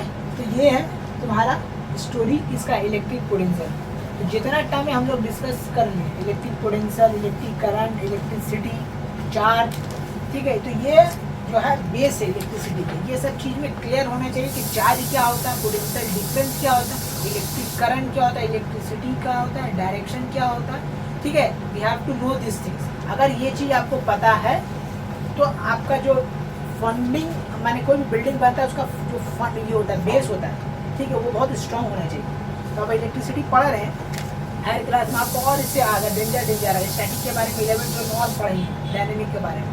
तो अगर आपका बेस मजबूत नहीं होगा तो वहाँ पे बहुत प्रॉब्लम होगा। चार्ज वर्ड आएगा, कूलम आएगा, एम्पियर आएगा, ये सब वर्ड आएगा, सबका मीनिंग नहीं पता है तो भाई 1 ठीक है कूलम मतलब कितना इलेक्ट्रॉन फ्लो हो रहा, ठीक है, तो फिर प्रॉब्लम होता है। तो सब चीज़ के लिए बेस का क्लियर होना बहुत होता है। बेसिक चीज़ इलेक्ट्रिसिटी का पोटेंशियल डिफरेंस चीज़ कभी नज़र नहीं आता, करंट का वायर के अंदर हमको दिखता है, कभी पोटेंशियल डिफरेंस, बट ये सब चीज़ एग्जिस्ट करता है। एक और हीरो है वो अभी हम लोग जानेंगे, ठीक है, एक और ठीक है इसका अंदर है, इसका नाम है रेजिस्टेंस, ठीक है। तो हम लोग का नेक्स्ट जो टॉपिक है वो रेजिस्टेंस ही है। इलेक्ट्रिक पोटेंशियल हो गया, अब हम लोग जानते हैं रेजिस्टेंस क्या है। तो रेजिस्टेंस को समझने के लिए आपको थोड़ा इसके बारे में जानना होगा। वो भी बोल रहा बंद कर। ओके, तो उसके बारे में हमको जानना होगा। खोल दो एक बार, खोल दो। ओके, तो आज हम लोग रेजिस्टेंस करने वाले हैं। ओके, इससे पहले हम लोग पोटेंशियल डिफरेंस, चार्ज, इलेक्ट्रिसिटी के बारे में जाने। अब एक नया टर्म है रेजिस्टेंस। रेजिस्टेंस होता है, देखिए इसको एक एग्जांपल के जरिए समझिए। जैसा हम लोग का बॉडी है ना, हम लोग का ब्रेन, तो जैसे इंसान जब पैदा होता है तो क्या होता है, उसके साथ बोला ये गया उसके साथ एक जिन भी पैदा होता है, ठीक है, और वो जिन हम लोग का बॉडी में रहता है। उसी जिन का वजह से हम लोग क्या करते हैं, गलत काम करते हैं, ठीक है। जो भी इंसान जो गलत होता है ना, नेगेटिव थॉट्स आना, गलत काम करना, नाच गाना खराब, जो भी हम लोग जो कर रहे हैं, जब जितना भी गलत थिंग्स हम लोग जो करते हैं, हम लोग को जो करता है वो हम लोग का अंदर का, जिसको हम लोग बोला जाता है, ठीक है, नफ्स, वो बैक आता है। तो ये आता कहाँ से, ये इनबिल्ड है। ये हम लोग का बॉडी जैसे हम लोग पैदा हुआ, हम लोग के साथ साथ उसका भी जन्म है। तो ठीक उसी तरह रेजिस्टेंस भी होता है कि मान लीजिए कोई कंडक्टर है, तो कंडक्टर है तो उसका अंदर रेजिस्टेंस होगा। अब भाई वो आया कहाँ से, उसको जानने का कोशिश करते हैं। देखो मान लीजिए एक वायर, ठीक है, this is the one kind of wire. इसका अंदर में क्या होता है, इलेक्ट्रॉन्स रहता है। ये इलेक्ट्रॉन जब इसमें कोई बैटरी से ये कनेक्टेड नहीं रहता, तो ये इलेक्ट्रॉन क्या होता है, रैंडमली मूव करता है, एयर टू ईयर, इधर से उधर क्या हो रहा है, घूम रहा है रैंडमली, ठीक है, इधर से उधर घूम रहा है। इसका कोई एक स्पेसिफिक डायरेक्शन नहीं है, ठीक है, रैंडमली कभी इधर जा रहा, कभी इधर जा रहा, कभी ऐसे जा रहा, ऐसे जा रहा, कोई रैंडमली इधर उधर मूव कर रहा। बट जैसे ही इस कंडक्टर को हम लोग क्या कर दिए, एक बैटरी से क्या कर दिए, कनेक्ट कर दिए। जैसे ही बैटरी से हम लोग क्या कर दिए, कनेक्ट कर दिया। अब जो इलेक्ट्रॉन जो पहले रैंडमली मूव कर रहा था, अब उसमें क्या हो गया, एक डायरेक्शन उसको मिल गया। उसको क्या मिल गया, एक डायरेक्शन मिल गया। भाई कैसे अब वो मूव कर रहा, अब वो जा रहा अपोजिट टू दैट, ठीक है, कौन सा करंट, कन्वेक्शनल करंट। ये कन्वेक्शनल करंट का अपोजिट में अब वो फ्लो कर रहा। तो अब जब जैसे ही अपोजिट में फ्लो करने लगा, तो क्या हुआ, यहाँ से इलेक्ट्रॉन और यहाँ से प्रोटॉन, ये लोग क्या हुआ, आपस में टकराए। और जैसे ही जब कुछ टकराता है तो क्या होता है, एक एनर्जी जनरेट, क्या होने लगा, एक एनर्जी, हीट आने लगा, ठीक है। वही हीट जो है तुम्हारा क्या बन गया, यहाँ पे resistance.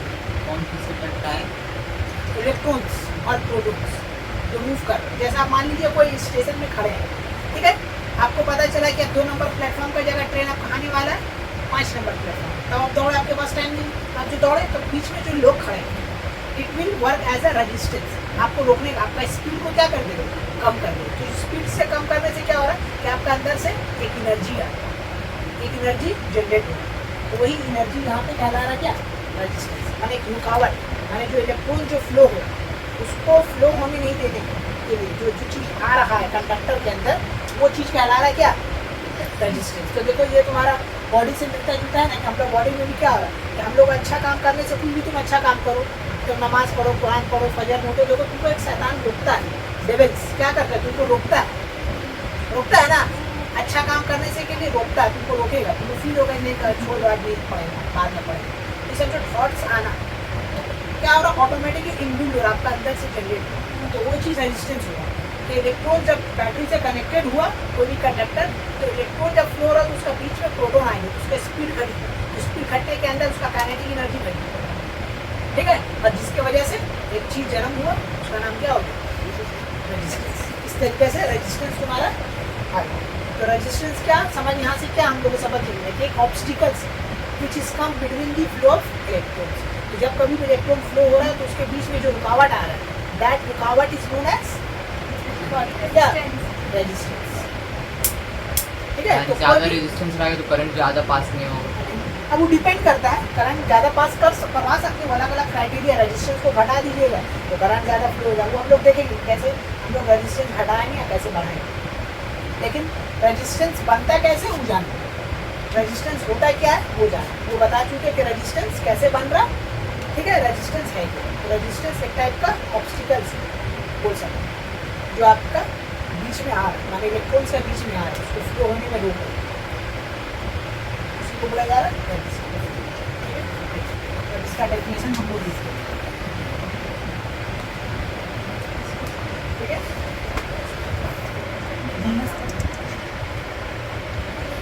Obstacles comes between the flow of electrons, okay, in a conductor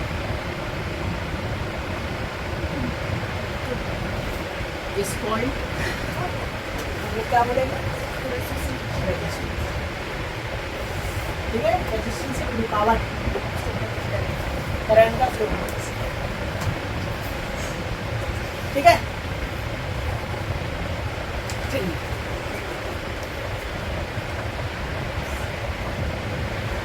okay,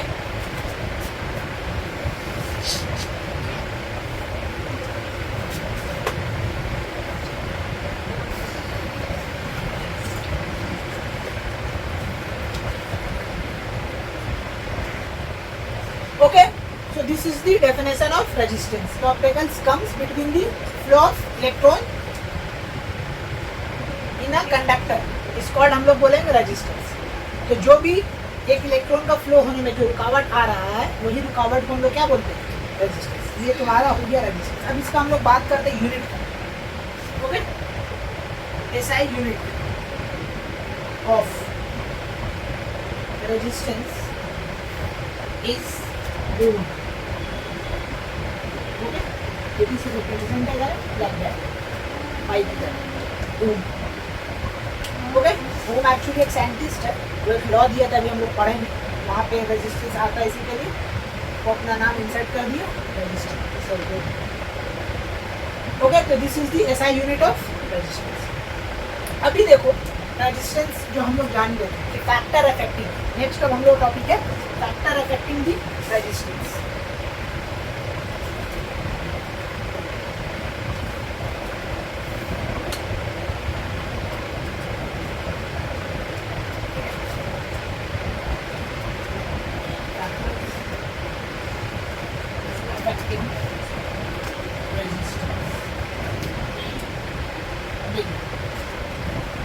पहला होता है क्रॉस सेक्शन, पहला हम बोलेंगे लेंथ। तो resistance of a wire, okay, is directly proportional to the length of the wire. जितना ज़्यादा क्या होगा, लंबा होगा तार, उतना ही ज़्यादा उस कंडक्टर में रेजिस्टेंस होगा, ठीक है। अगर एक तार इतना बड़ा है और एक तार कितना है, इतना बड़ा है, एक तार इतना, तो इसमें रेजिस्टेंस ज़्यादा होगा। अगर दोनों का मटेरियल सेम है, क्रॉस सेक्शन एरिया सेम है, तो इसमें रेजिस्टेंस ज़्यादा होगा, इसमें कम होगा, ठीक है। तो जितना ज़्यादा रेजिस्टेंस, सॉरी जितना ज़्यादा लेंथ वायर, ठीक है, उतना ही ज़्यादा क्या है रेजिस्टेंस। तो हम लोग बोल सकते हैं the resistance of a conductor is directly proportional to the length of the wire, ठीक है। एल फॉर लिख लीजिए, L for length of the wire, ठीक है। नेक्स्ट आता है तुम्हारा factor, resistance is inversely proportional to the तुम्हारा क्या, क्रॉस सेक्शन एरिया। एरिया का क्या होता है, क्रॉस सेक्शन एरिया, ओके। जितना ज़्यादा एरिया होगा उतना कम रेजिस्टेंस होगा, ठीक है। जितना ज़्यादा एरिया उतना ही कम रेजिस्टेंस होगा एक कंडक्टर के अंदर। मान लीजिए एक मोटा तार है, ठीक है, इसको पकड़ लीजिए, मोटा है, ये पतला है, तो ये मोटा तार है, तो इसमें रेजिस्टेंस तुम्हारा क्या होगा, कम होगा, इसमें रेजिस्टेंस ज़्यादा होगा, राइट। लेकिन जितना ज़्यादा एरिया उतना कम रेजिस्टेंस, ठीक है। अब जैसे समझ लीजिए एक टनल है, एक छोटा टनल, एक बड़ा टनल है, तो अगर आप बड़ा टनल में जाइए तो क्या होगा, आसानी से निकल जाइए, और छोटा करने में आपको प्रॉब्लम होगा, दौड़ेगा बॉडी, ठीक है, स्पीड कम होगा, इसी के। तो क्रॉस सेक्शन एरिया जितना ज़्यादा उतना कम क्या होगा तुम्हारा रेजिस्टेंस। तो अगर कहीं भी मोटा तार आप यूज़ कर रहे हैं, जैसे एसी में, ओवन में, आयरन में मोटा तार यूज है, तो मतलब वहाँ पे क्या है, करंट उसको ज़्यादा चाहिए, देखिए ना, बड़ा बड़ा प्लाग होता है एसी का, क्यों बड़ा होगा, व्हाट इज द क्योंकि वहाँ पे हम लोग को ज़्यादा करंट फ्लो करना है। तो ज़्यादा करंट फ्लो करने के लिए हमको क्या चाहिए, रेजिस्टेंस कम चाहिए। तो क्रॉस सेक्शन एरिया हम लोग बढ़ा देते हैं, जिसके कारण रेजिस्टेंस कम हो जाता है और ठीक है करंट ज़्यादा फ्लो होता है। ओके, तीसरा हम लोग देखेंगे कि ये जो डिपेंड करता है तुम्हारा टेम्परेचर, डायरेक्टली कोऑर्डिनेटली टेम्परेचर। जितना ज़्यादा टेम्परेचर होगा उतना ज़्यादा तुम्हारा क्या होगा, रेजिस्टेंस होगा। तो अगर कोई वायर में आप हीट दे रहे हैं तो मतलब समझ लीजिए उसका रेजिस्टेंस आप बढ़ा दे रहे हैं। ओके, उसका रेजिस्टेंस हम लोग क्या करते हैं, खराब है सर। हाँ, ज़्यादा रेजिस्टेंस होने से क्या होगा, एनर्जी होगा। अगर आप कोई बॉडी में रेजिस्टेंस ज़्यादा है तो मतलब उसमें हीट ज़्यादा प्रोड्यूस होगी। तो ये दिमाग में बसा लीजिए, जिसका पास अगर ज़्यादा रेजिस्टेंस है तो मतलब वहाँ से हीट ज़्यादा प्रोड्यूस होगी। जैसा आयरन, तो आयरन में हम लोग क्या करते हैं, आयरन गर्म क्यों हो जाता है, वहाँ पे हम लोग माने करंट लेते हैं ज़्यादा, करंट ज़्यादा लेके बीच में ऑब्स्टिकल ज़्यादा लगा देते हैं, जिसके कारण क्या हो जाता है, वो करंट पूरा कन्वर्ट हो जाता है एनर्जी में। तो इलेक्ट्रिकल एनर्जी हमारा हीट एनर्जी में कन्वर्ट होता है। क्यों, ड्यू टू द रेजिस्टेंस। तो रेजिस्टेंस जहाँ जनरेट होगा वहाँ पे समझ लीजिएगा हीट प्रोड्यूस होगा।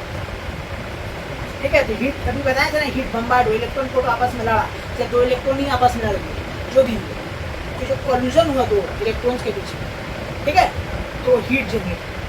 तो हीट इज नथिंग बट यहाँ पे रेजिस्टेंस। तो रेजिस्टेंस जहाँ अगर कोई वायर में रेजिस्टेंस ज़्यादा मतलब हीट ज़्यादा करे।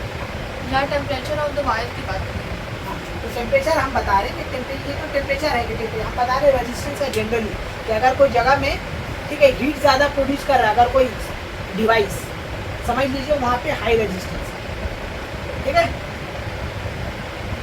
जैसा कि आयरन में वही कॉन्सेप्ट लगाया गया। तो हाई निक्रोम वायर होता है, निक्रोम वायर वो हाई रेजिस्टेंस होता है, वो क्या कर देता है, जितना भी इलेक्ट्रिकल एनर्जी आता है करंट को कन्वर्ट कर देता है हीट।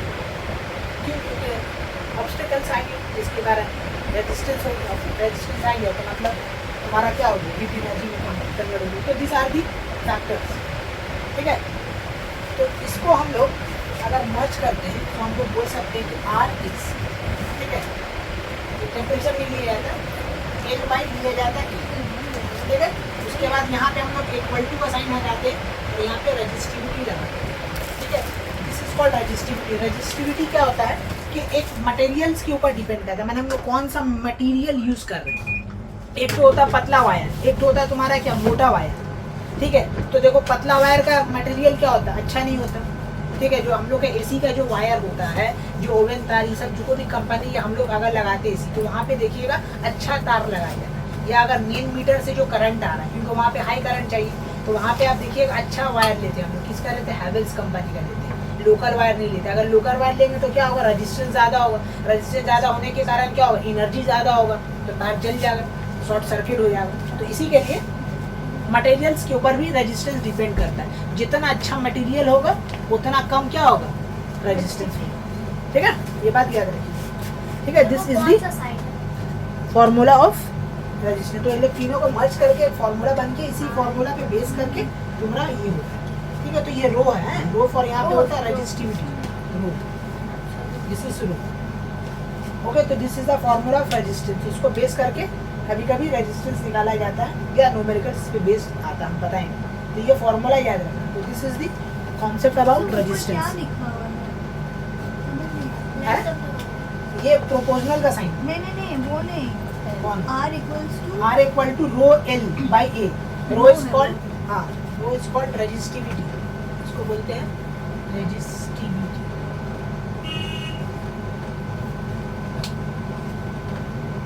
ओके। नाउ अब हम लोग क्या आते हैं, ओम्स लॉ। ओम्स लॉ क्या,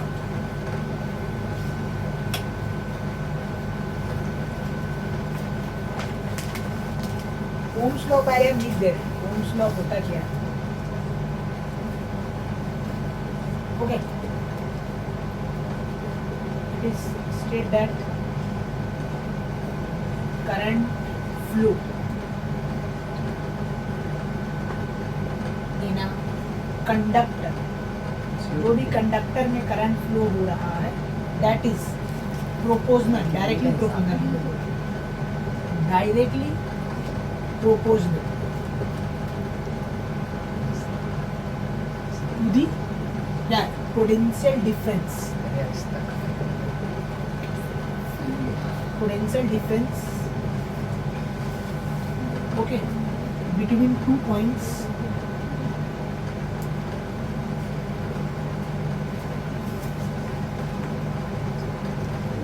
at a constant temperature. Okay, this is called what? Ohm's law. We will call it Ohm's law. Okay, Ohm's law क्या बोल रहा है? जो भी करंट फ्लो हो रहा है कंडक्टर के, मान लीजिए चीज है कंडक्टर, अब इसमें जो भी करंट फ्लो होगा वो डायरेक्टली प्रोपोर्शनल होगा किसका? Potential difference between 2 points at a constant temperature. ठीक है, तो according to the Ohm's law we will write current I directly proportional to the क्या है? पोटेंशियल डिफरेंस, जिसको हम लोग रिप्रेजेंट करते हैं किससे? V से जनरली. ठीक है, तो this is the mathematical expression. अब तो मैथमेटिकल नहीं आगे हम बता रहे हैं, this is the according to definition we will write this code. Current is directly proportional, जो भी कंडक्टर में करंट फ्लो होगा वो तुम्हारा पोटेंशियल डिफरेंस का क्या होगा? Directly proportional. इसका मतलब जितना ज़्यादा करंट है कोई वायर में उतना ज़्यादा क्या उसका पोटेंशियल डिफरेंस है. ठीक है, तो यहाँ पे प्रोपोर्शनल का हम लोग साइन हटाते हैं और यहाँ पे हम लोग लिखते हैं I equal to 1/r, where r is the proportional constant. यहाँ पे r जो है प्रोपोर्शनल क्या है? कांस्टेंट है, जिसको रेजिस्टेंस बोलते हैं. ओके, तो यहाँ से एक फॉर्मूला बन गया V इक्वल टू IR. तो this is the mathematical expression of Ohm's law. तो जब भी बोले Ohm's लॉ क्या है तो हम लोग बोलेंगे V equal to IR. This is called what? Mathematical expression of Ohm's law. ठीक है, तो जब भी न्यूमेरिकल्स आएगा तो हम लोग यही वाला फॉर्मूला यूज करेंगे. तो रेजिस्टेंस क्या है बता दिया गया. तो देखिए रेजिस्टेंस हमेशा रहेगा, वो डबल से वो हमेशा आपका साथ रहेगा जब तक आप जिंदा है. तो मतलब जब तक एक वायर में करंट फ्लो हो रहा है रेजिस्टेंस रहेगा. ठीक है, तो यहाँ पे रेजिस्टेंस को डेविल्स का तरह ट्रीट कीजिएगा तो आपको अच्छे से समझ में आएगा. जो डेविल्स है वही रेजिस्टेंस है, वो कहाँ से आ रहा नहीं आ रहा वो पता नहीं. ठीक है, वो मैन समझ लिए गॉड गिफ्टेड है. तो कोई भी वायर में रेजिस्टेंस होता है, किसी में बहुत ज़्यादा होता है, किसी में बहुत कम होता है. अब जैसा तुम्हारा स्पेस हुआ, ठीक है, बहुत सारा प्लेन हुआ, तो वहाँ पे जो लिया जाता है वो तुम्हारा नॉन रेजिस्टेंस बोला जाता है. माने 99.9% प्योर रहता है, लेकिन कुछ थोड़ा मोड़ा तो होगा जो ना का बराबर है तो उतना चलता है. ठीक है, तो वही बात है. तो यही है तुम्हारा क्या? Ohm's law. अब इसका अगर हम लोग एक ग्राफिकल रिप्रेजेंटेशन देखेंगे तो क्या होगा कि V होगा, ये I होगा. तो हम लोग देखा V और I क्या है? डायरेक्टली प्रोपोर्शनल है. तो अगर हम लोग क्या करेंगे, अगर हम लोग जैसे जैसे क्या करेंगे करंट बढ़ाएंगे पोटेंशियल डिफरेंस भी क्या होगा? बढ़ते जाएगा. तो इस टाइप का ग्राफ बनेगा. ठीक है, इस टाइप का क्या होगा? एक ग्राफ बनेगा. तो this is the graphical representation of क्या? Ohm's law. इस तरीके से Ohm's law हम लोग एक ड्रॉ करें. कि बस एक एग्जाम में आता नहीं, फिर बता दे कि जैसे जैसे हम लोग क्या करें करंट बढ़ाएंगे पोटेंशियल डिफरेंस भी बढ़ेगा. तो ये लाइन है क्या? This line is nothing but, ये लाइन क्या चीज़ को रिप्रेजेंट कर है? रेजिस्टेंस को. रेजिस्टेंस को इंक्रीजिंग कांस्टेंट इंक्रीज. क्या चीज़? स्ट्रेट लाइन बनेगा ना. हाँ, स्ट्रेट लाइन बनेगा. स्ट्रेट लाइन ही है, ये स्ट्रेट लाइन ही बनेगी. यस, तो थोड़ा मेरा कर्व है बट एक्चुअल में वो बनेगा स्ट्रेट. तो माने जैसे जैसे आप किसी ठीक है वायर का करंट बढ़ाइएगा उसका पोटेंशियल डिफरेंस भी क्या होगा? वैसे वैसे क्या होगा? बढ़ते जाएगा, वो बढ़ते जाएगा. ठीक है, इसी को बोला जाता है V वर्सेस I ग्राफ. जितना ज़्यादा होगा उतना ज़्यादा तुम्हारा क्या होगा? ठीक है, हाँ ये लाइन सीधा होगा. क्या इसका क्वेश्चन कैसे आएगा ग्राफ बनाने? ग्राफ बनाने आता नहीं. ग्राफ अगर बना के दे देगा आपको एक पॉइंट पे बोलेगा बताइए क्या होगा. जैसा यहाँ पे पॉइंट दे दिया, यहाँ पे 2 दे दिया, यहाँ पे 4 दे दिया, यहाँ पे 6 दे दिया, यहाँ पे 4 दे दिया, यहाँ पे 6 दे दिया. आपको बोला इस पॉइंट पे बताइए आपका कितना करंट फ्लो हो रहा है. तो अगर आपको बताना कैसे बताना? ठीक है, तो भाई दोनों को कैलकुलेट करेंगे, यहाँ देखेंगे कहाँ से लगा रहा है, जहाँ से मैच कर रहा है, इन दोनों को उड़ा लेंगे, V और R को डिवाइड कर देंगे तो निकल जाएगा रेजिस्टेंस. ठीक है, वो डिपेंड करता है. ग्राफ आपको दे देगा, ग्राफ में ऐसे डेटा आपको दे सकता है, आपको देगा. तो चलिए, तो ये हो गया आपका Ohm's law. ठीक है, अब देखो दो टाइप का रजिस्टर होता है, एक ओमिक रजिस्टर होता है, एक नॉन ओमिक रजिस्टर। तो ऐसा कोई रजिस्टर जो ओम्स लॉ को फॉलो करे, ठीक है, ऐसा कोई रजिस्टर जो ओम्स लॉ को फॉलो करे उसको हम लोग बोलते हैं ओमिक रजिस्टर।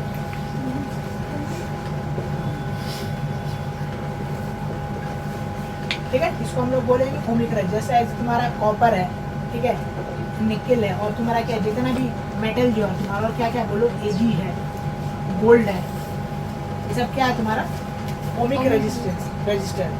ठीक है, मतलब ये लोग ओम्स लॉ को क्या करता है, फॉलो करता है। ओम्स लॉ को फॉलो करने का मतलब कि जैसे जैसे आप करंट बढ़ा रहे हैं पोटेंशियल डिफरेंस भी बढ़ा। तो ये सब भी वैसी, अगर आप करंट बढ़ा रहे हैं इस वायर का, तो इस वायर के अंदर पोटेंशियल डिफरेंस भी क्या होगा, इंक्रीज करना लगेगा। और एक जो है तुम्हारा क्या है, non ohmic, non ohmic register. तो नॉन ओमिक रजिस्टर क्या होता है, जो, ठीक है, डू नॉट फॉलो हम लोग बोल सकते हैं क्या, ओम्स लॉ। इसका अपना अलग कहानी है, इसका अपना अलग नेचर है, मैंने ओम्स लॉ से इसको कोई लेना देना नहीं है। वो तुम्हारा हो गया नॉन ओमिक रजिस्टर। ठीक है, जैसा तुम्हारा जंक्शन डायोड हुआ, एक एलईडी हुआ, ठीक है, लाइट इमिटिंग डायोड, ट्रांजिस्टर, ये लोग ऐसा है, ठीक है, कंडक्टर है जो ओम्स लॉ को फॉलो नहीं करते। इसमें अलग कहानी है, करंट का कभी ज़्यादा कभी कम, फ्लिप फ्लॉप यहाँ आ जाएगा। ठीक है, तो ये सब तुम्हारा हो जाता है क्या, नॉन ओमिक रजिस्टर। डायोड क्या होता है, डायोड एक टाइप का डिवाइस है जो एसी करंट को डीसी करंट में करता है, सॉरी डीसी को एसी में करता है, उसको डायोड बोलते हैं। डीसी और डीसी में क्या फर्क है?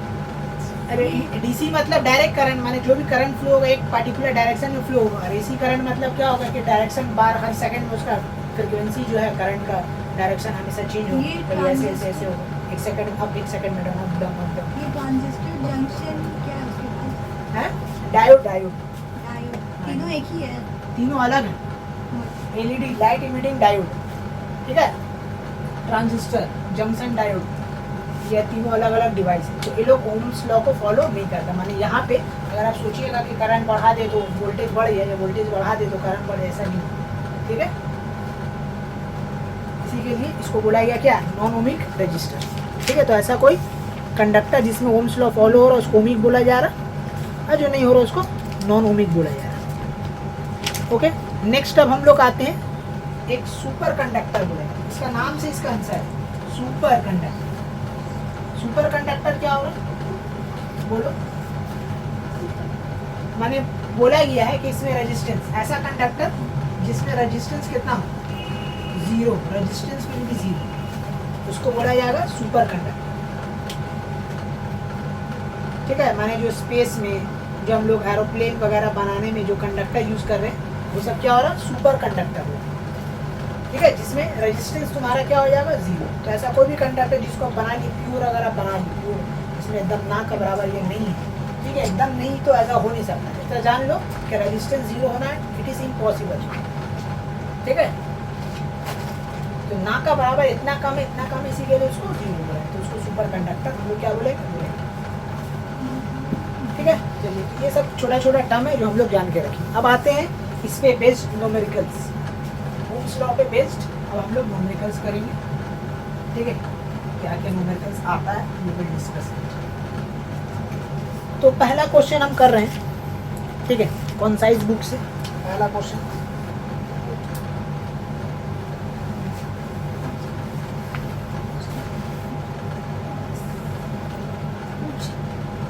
क्वेश्चन है, इसमें बोला है the current of 1.6 milli ampere flow through a conductor if the charge on an electron is -1.6 into 10⁻19 coulomb, find the number of electron that will pass each second through the cross section area of that conductor.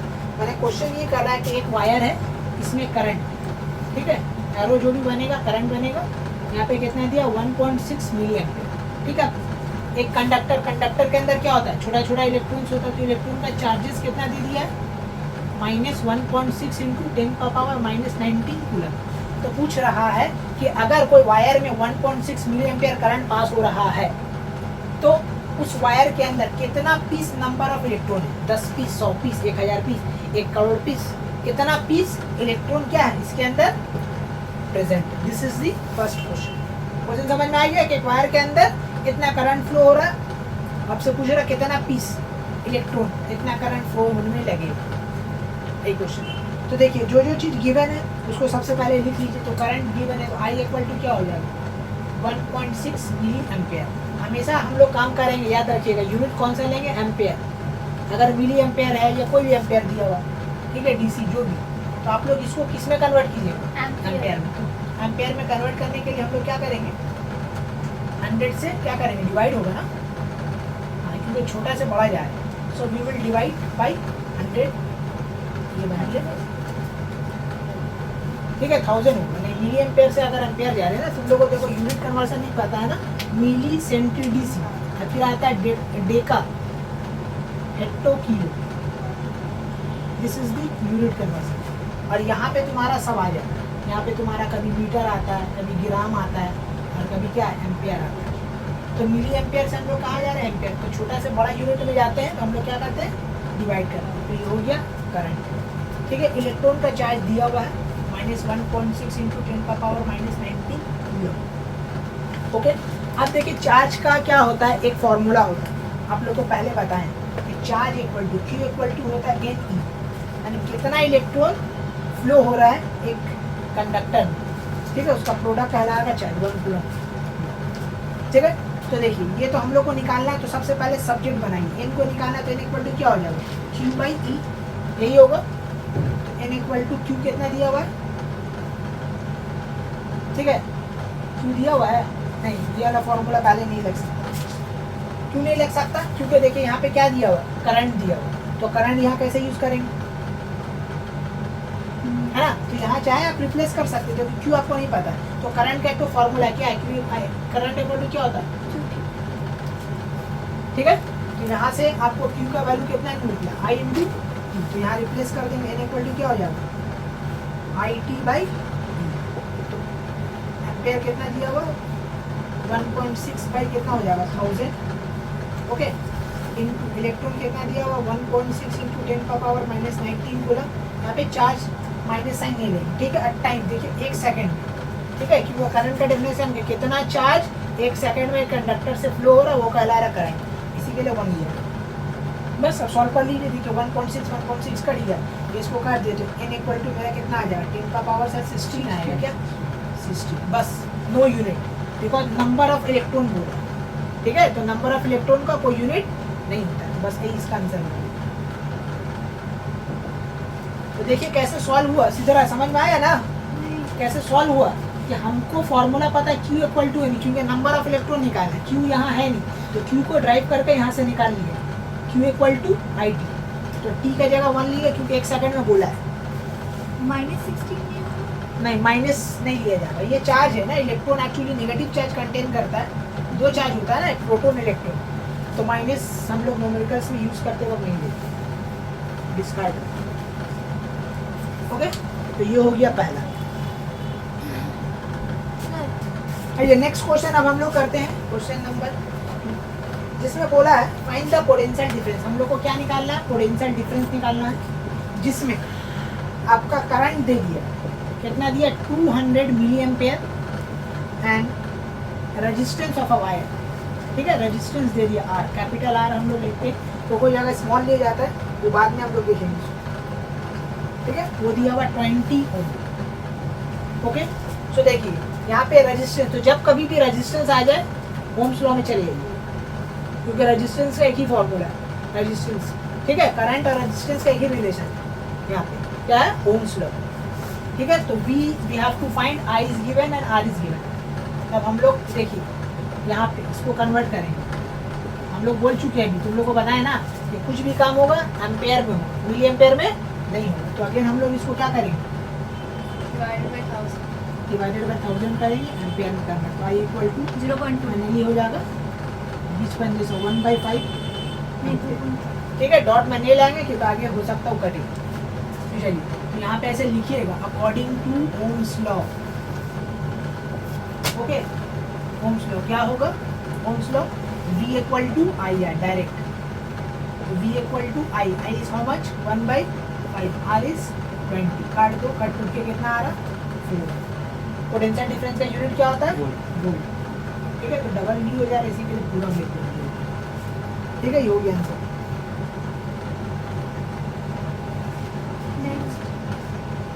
Okay, next question है आपका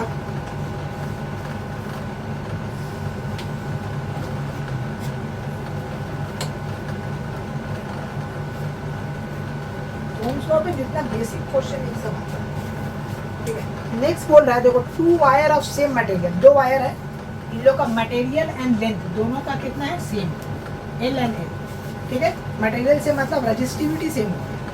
अब बोला है the radii, इन लोग का radii मैंने cross section area, इन लोग को अगर बोला जाए तो एक का कितना दिया हुआ है 1 मिलीमीटर, ठीक है, और दूसरा दिया हुआ 2 मिलीमीटर। इसका क्रॉस सेक्शन एरिया 1 मिलीमीटर और ये थोड़ा इससे मोटा है, ये कितना है 2 मिलीमीटर।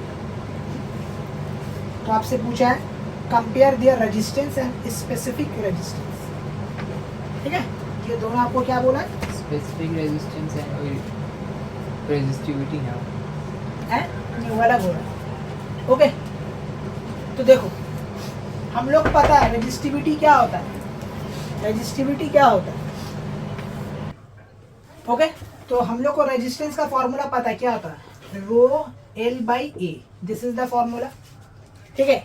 ए आप गौर से देखिए, ए का फॉर्मूला क्या होता है एरिया, तो ये क्या है एक सर्कल हुआ ना, तो सर्कल के एरिया का फॉर्मूला क्या होता है पाई R स्क्वायर, यही होता है ना, this is the formula of area, है ना, R स्क्वायर, पाई R स्क्वायर, ठीक है। तो यहाँ पे देखिए दो अलग अलग दिया हुआ, दोनों में क्या बोला resist material same, material same मतलब के ρ1 इक्वल टू क्या है ρ2, तो यहाँ से सब्जेक्ट बनाइए, ρ1 का वैल्यू क्या आएगा यहाँ पे, ठीक है। हमको क्या बोला फाइंड दी, कंपेयर करने बोला, रेजिस्टेंस को कंपेयर करना है, ठीक है। चलिए 1:2, तो यहाँ से फॉर्मूला निकालिए, देखिए ड्राइव करते हैं हम, क्या आएगा बोलो, रेजिस्टिविटी तुम्हारा आएगा, ठीक है 4 pi small r square, sorry 4 नहीं 2, pi small r square capital R square divided by L, यहाँ से ये ड्राइव हुआ, ठीक है।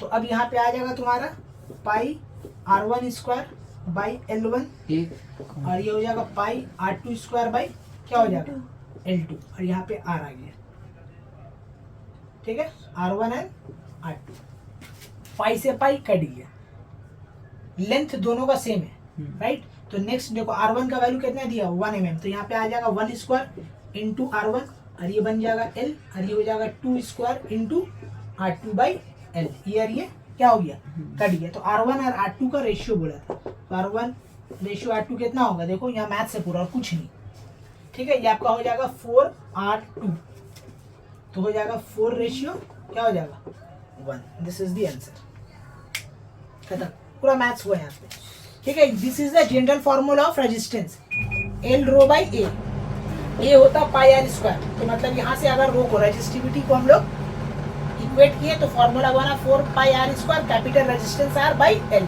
यहाँ दो डिफरेंट था, दोनों में R1, ठीक है, R2 आ गया। अब क्योंकि हमको पता है कि लेंथ दोनों में सेम, इसी के लिए L सेम कर दिए, दोनों का रेडियस दिया हुआ था, एक का 1 मिलीमीटर दूसरा 2 मिलीमीटर, पुट कर दिए, फिर R1 R2 को सब्जेक्ट बना के निकाल दिया। नेक्स्ट आपको बोला स्पेसिफिक रेजिस्टेंस निकालो, पहला आपको ये बोला था, दूसरा क्या बोला specific resistance, ratio of this the क्या है स्पेसिफिक रेजिस्टेंस। तो specific resistance is nothing but क्या रेजिस्टिविटी, रेजिस्टिविटी को ही हम लोग बोलते हैं स्पेसिफिक रेजिस्टेंस। तो क्योंकि यहाँ पे मटेरियल सेम है तो हम लोग बोल देंगे since material is same so ρ1 ratio ρ2 is equal to 1:1, हो जाएगा इसका आंसर, ठीक है। ρ1 है ρ2 का दोनों का रेशियो कितना हो जाएगा, क्योंकि मटेरियल सेम है तो सेम हो जाएगा, क्योंकि गिवन था। तो ये हो गया आपका मटेरियल्स वाला, ठीक है। अब इसी फॉर्मूला को देखो, अभी जो हम फॉर्मूला यूज किए इसी फॉर्मूला को बेस करके और भी 2-3 सम है, ठीक है, जो हम लोग करेंगे। Okay, now we are doing the next one. देखिए नेक्स्ट क्वेश्चन क्या है, a wire of resistance 1 ohm is stretched to double its length what will be the resistance. Question ये है कि बोला गया कि एक वायर है, मान लीजिए एक वायर है ये, ठीक है, इसको पकड़ के खींचा गया, खींच के ऐसा कर दिया गया कि इसका लेंथ क्या हो गया, डबल हो गया। अब डबल होने के बाद तुमसे पूछ रहा है कि डबल होने के बाद इसका न्यू रेजिस्टेंस क्या है, ठीक है। ऐसे देख के आंसर देना सही नहीं है और हम लोग बोल नहीं सकते, ठीक है। We have to use it formula and by the help of formula we will find out the new resistance. Question समझ में आ गया आप लोग को कि एक वायर है, इसमें 1 ohm रेजिस्टेंस, अभी वायर को स्ट्रेच किया गया, स्ट्रेच करके डबल कर दिया गया इसका लेंथ, और आपसे पूछ रहा है कि अगर ये डबल हो गया तो इसका न्यू रेजिस्टेंस क्या होगा, what is the effect on the resistance, effect क्या पड़ेगा। तो देखिए ये वायर है, ठीक है, जिसमें इसका लेंथ कितना है हमको नहीं मालूम, मान लीजिए एल लेंथ, ठीक है। आफ्टर स्ट्रेचिंग क्या हो गया, ये लेंथ डबल हो गया, तो एल से कितना हो गया, ध्यान दीजिएगा आप लोग 2L, और इसमें रेजिस्टेंस कितना है, रेजिस्टेंस है आपका 1 ohm। तो बोल रहा है कि अब जब डबल हुआ तो इसमें रेजिस्टेंस क्या होगा, we have to find R ohm, we have to find क्या। अब इन दोनों में क्या चीज कॉमन है, first of all check it out, which one is common in both the cases, है क्या कॉमन है बोलो, तार का कॉमन, तार कॉमन है, तार क्या है दोनों, material yes material is common, material common, that means resistivity, specific resistance of both the wire are same, same ठीक है। तो कहानी वहीं से स्टार्ट हुई। हम लोग फॉर्मूला क्या सीखा था, R इक्वल टू क्या था, जनरल फॉर्मूला ये ना, L रो बाई A, यही है, यही है। तो यहाँ से रो को हम लोग सब्जेक्ट बनाएंगे तो रो इक्वल टू कितना हो जाएगा, RA बाई L, राइट। तो अब यहाँ पे हमको 2 R चाहिए, 2 L चाहिए, तो देखिए पहला मान लीजिए L1 है L, ठीक है। R1 कितना है यहाँ पे 1 ohm, राइट, ठीक है। एरिया क्या होगा, देखिए आप जो आंसर दी थी इसी तरह के, लेंथ डबल हो या नहीं, ऐसा केस में जब भी आ जाए लेंथ, याद रखिएगा एरिया पे डिपेंड करता है, क्योंकि length and area are inversely proportional. तो अगर लेंथ डबल हो रहा है तो एरिया क्या हो जाएगा, आधा हो जाएगा, ठीक है, हाफ हो जाएगा। तो ये लॉजिक सिर्फ लेंथ और एरिया में लगेगा और कहीं नहीं लगेगा, समझ में आ रहा है।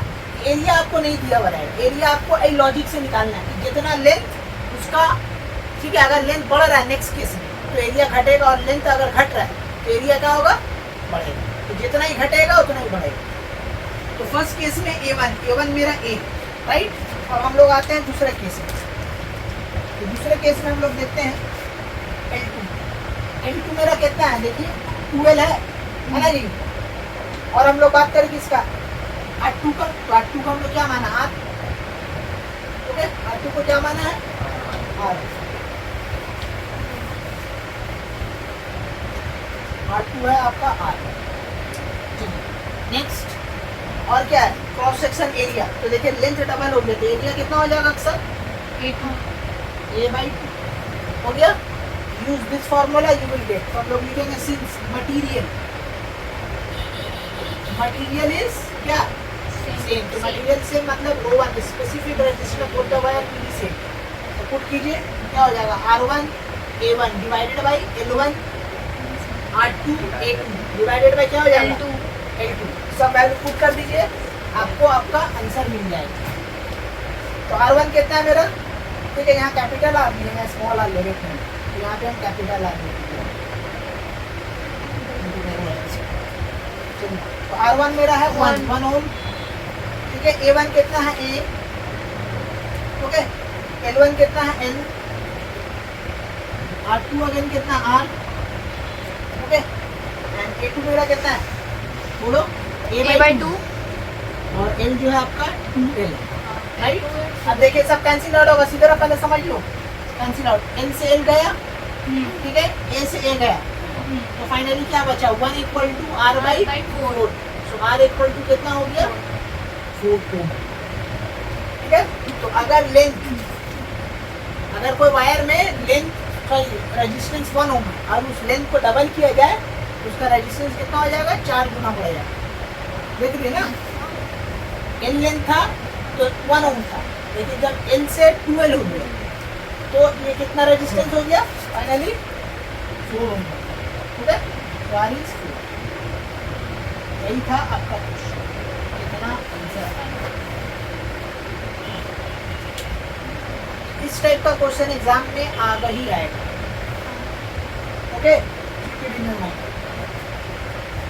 ठीक है, समझ में आ गया? एकदम सिंपल है। ये फॉर्मूला को हमेशा जितना भी सबका क्वेश्चन है, ये लेंथ डबल हो रहा है, लेंथ आधा हो रहा है, स्पेसिफिक रेजिस्टेंस ज़्यादा हो रहा है, घट रहा, कुछ भी बोलेगा, हमेशा यही वाला फॉर्मूला हम लोग यूज़ करेंगे और इस तरीके से सेपरेट आउट करना। अगर आप इस तरीके से सेपरेट आउट कर लिए तो आपका सम इजी हो गया। लेकिन लोग एक चीज़ को लिख नहीं पाते, ये डायग्राम लोग बना नहीं पाते, स्टूडेंट इसी के लिए रॉन्ग कर देते। तो भाई लेंथ दिया नहीं, एरिया दिया नहीं, क्या करे, बोखला गया, कर नहीं पा रहा। भाई इस तरीके से आप कीजिएगा, देख लीजिए स्टाइल, ठीक है? कि एक हिंट्स दिया, दूसरा निकालें, एरिया हमेशा एरिया लेंथ ऐसी कोई एक देगा, एक आंसर, ठीक है? ओके ओके, एक नेक्स्ट क्वेश्चन हम लोग डील कर रहे हैं। नेक्स्ट क्वेश्चन क्या है? Wire of resistance 9 ohm is stretch to triple, ठीक है, ऑन इट्स सेल्फ, ठीक है? देखिए नया वर्ड 2-3 आया, डबल हो गया, ट्रिपल, और एक नया वर्ड आया ऑन इट्स सेल्फ, ठीक है? ये वर्ड जब भी आएगा बी केयरफुल, इससे पहले वाला में ये वर्ड नहीं था। क्या बोला था? The wire stretch and the length is double, ऐसा ना? यहाँ पे क्या होगा? डबल ऑन इट्स सेल्फ बोल दिए, ठीक है? इसका मतलब क्या और आप बता सकते हैं? इसका मतलब बता सकते हो एनीवन?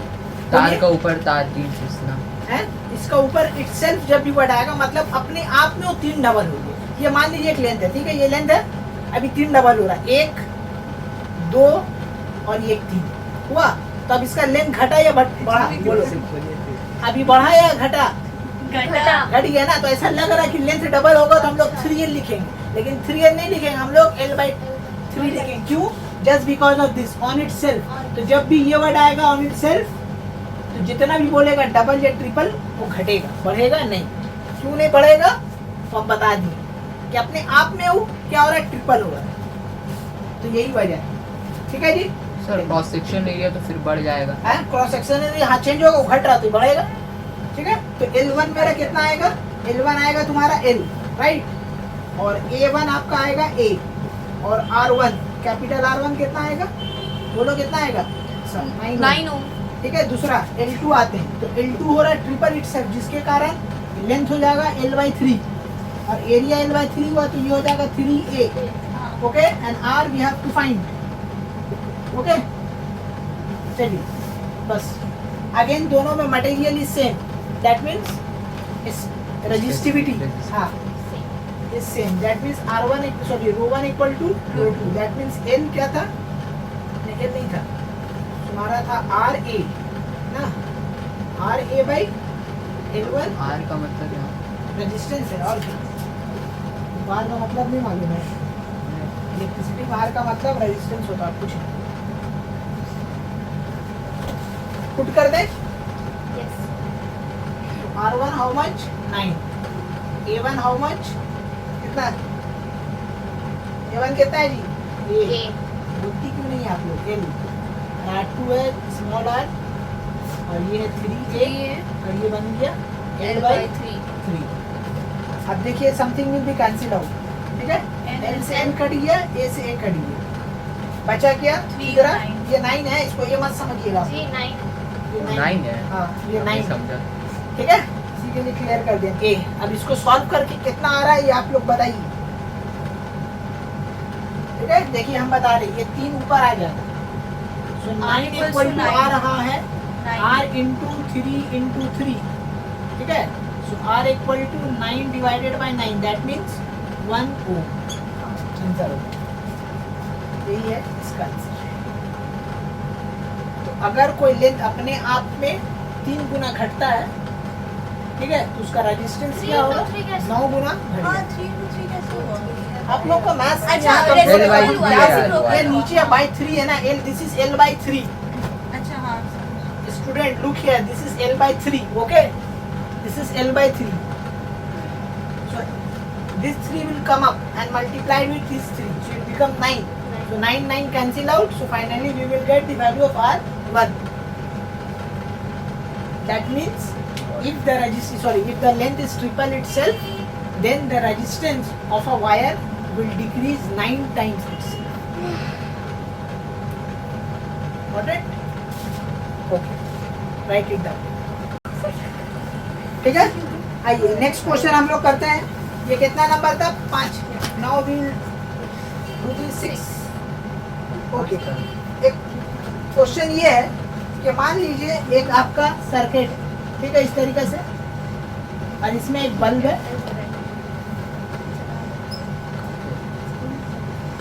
ओके, इसमें बोल रहा है आपका, इसमें जो वोल्ट है, कितना वोल्ट है? 2 वोल्ट। इसमें ये आपका ये है पोटेंशियल डिफरेंस दिया हुआ 0.2 वोल्ट, ठीक है।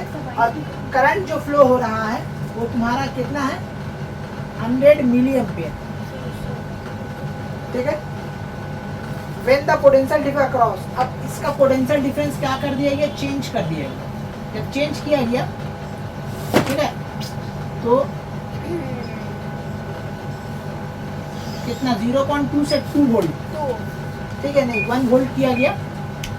तो फिर क्या हो गया? इसका करंट हो गया 400 मिली एम्पियर। करंट कितना हो गया? 400 मिली एम्पियर। ओके, तो आपको फाइंड आउट करना है resistance of the filament in each case. दोनों केस में आपको क्या करना है? रेजिस्टेंस पता करना है कि क्या हुआ वो समझ नहीं आया। बता रहे। देखिए, ये एक सर्किट है। इस सर्किट में पोटेंशियल डिफरेंस कितना है? वोल्ट 0.2, और करंट कितना दौड़ रहा है? 100 मिली एम्पियर, ठीक है। अब फिर एक और है, ठीक है। इसी में ऐसा समझ लीजिए, इसी को चेंज किया गया। अब इसमें पोटेंशियल डिफरेंस बढ़ा दिया गया, तो 0.2 से 1 वोल्ट कर दिया गया। तो जब 1 वोल्ट किया गया तो करंट भी बढ़ गया, 100 से कितना हो गया? 400 मिली एम्पियर। तो आपसे क्वेश्चन ये कर रहा है कि दोनों में रेजिस्टेंस कितना होगा ये बताइए। पहले कितना था, बाद में कितना हुआ, ये बताइए। और दूसरा क्वेश्चन है कि अकाउंट फॉर दी डिफरेंस, इन लोग दोनों में डिफरेंस क्या हुआ, कितना का रेजिस्टेंस का डिफरेंस। तो भाई सिंपल है, according to the Ohm's law. According to Ohm's law क्या होता, बोलो रमना और इकरा बताइए, what is Ohm's law? Iqra R is equals to sorry, okay, Irtika, do you know what is Ohm's law? What is the formula? What is the mathematical expression of Ohm's law? V equals to IR. Yeah, absolutely correct. Okay. So according to the Ohm's law, we will write V equal to IR. This is the mathematical expression of Ohm's law. Okay. So here, first case, V is how much? 0.2, and the current. But we cannot use milliampere, so we have to convert it. So now I am converting current into ampere. So this is 100 milliampere. So it become how much? 0.1. 0.1 ampere. Okay. I1 and I2 will be 400 milliampere. So it will convert into 0. How much? 0.4 ampere. So now V1, I1, R1. So R1 will be V1 by I1. So V is how much? 0.2 and 0.12. Point will be cancelled out. Finally, the first resistance in a filament bulb is how much? 2 ohm. Next we will do V2. V2 equal to I2 R2. So here R2 equal to V2 by I2.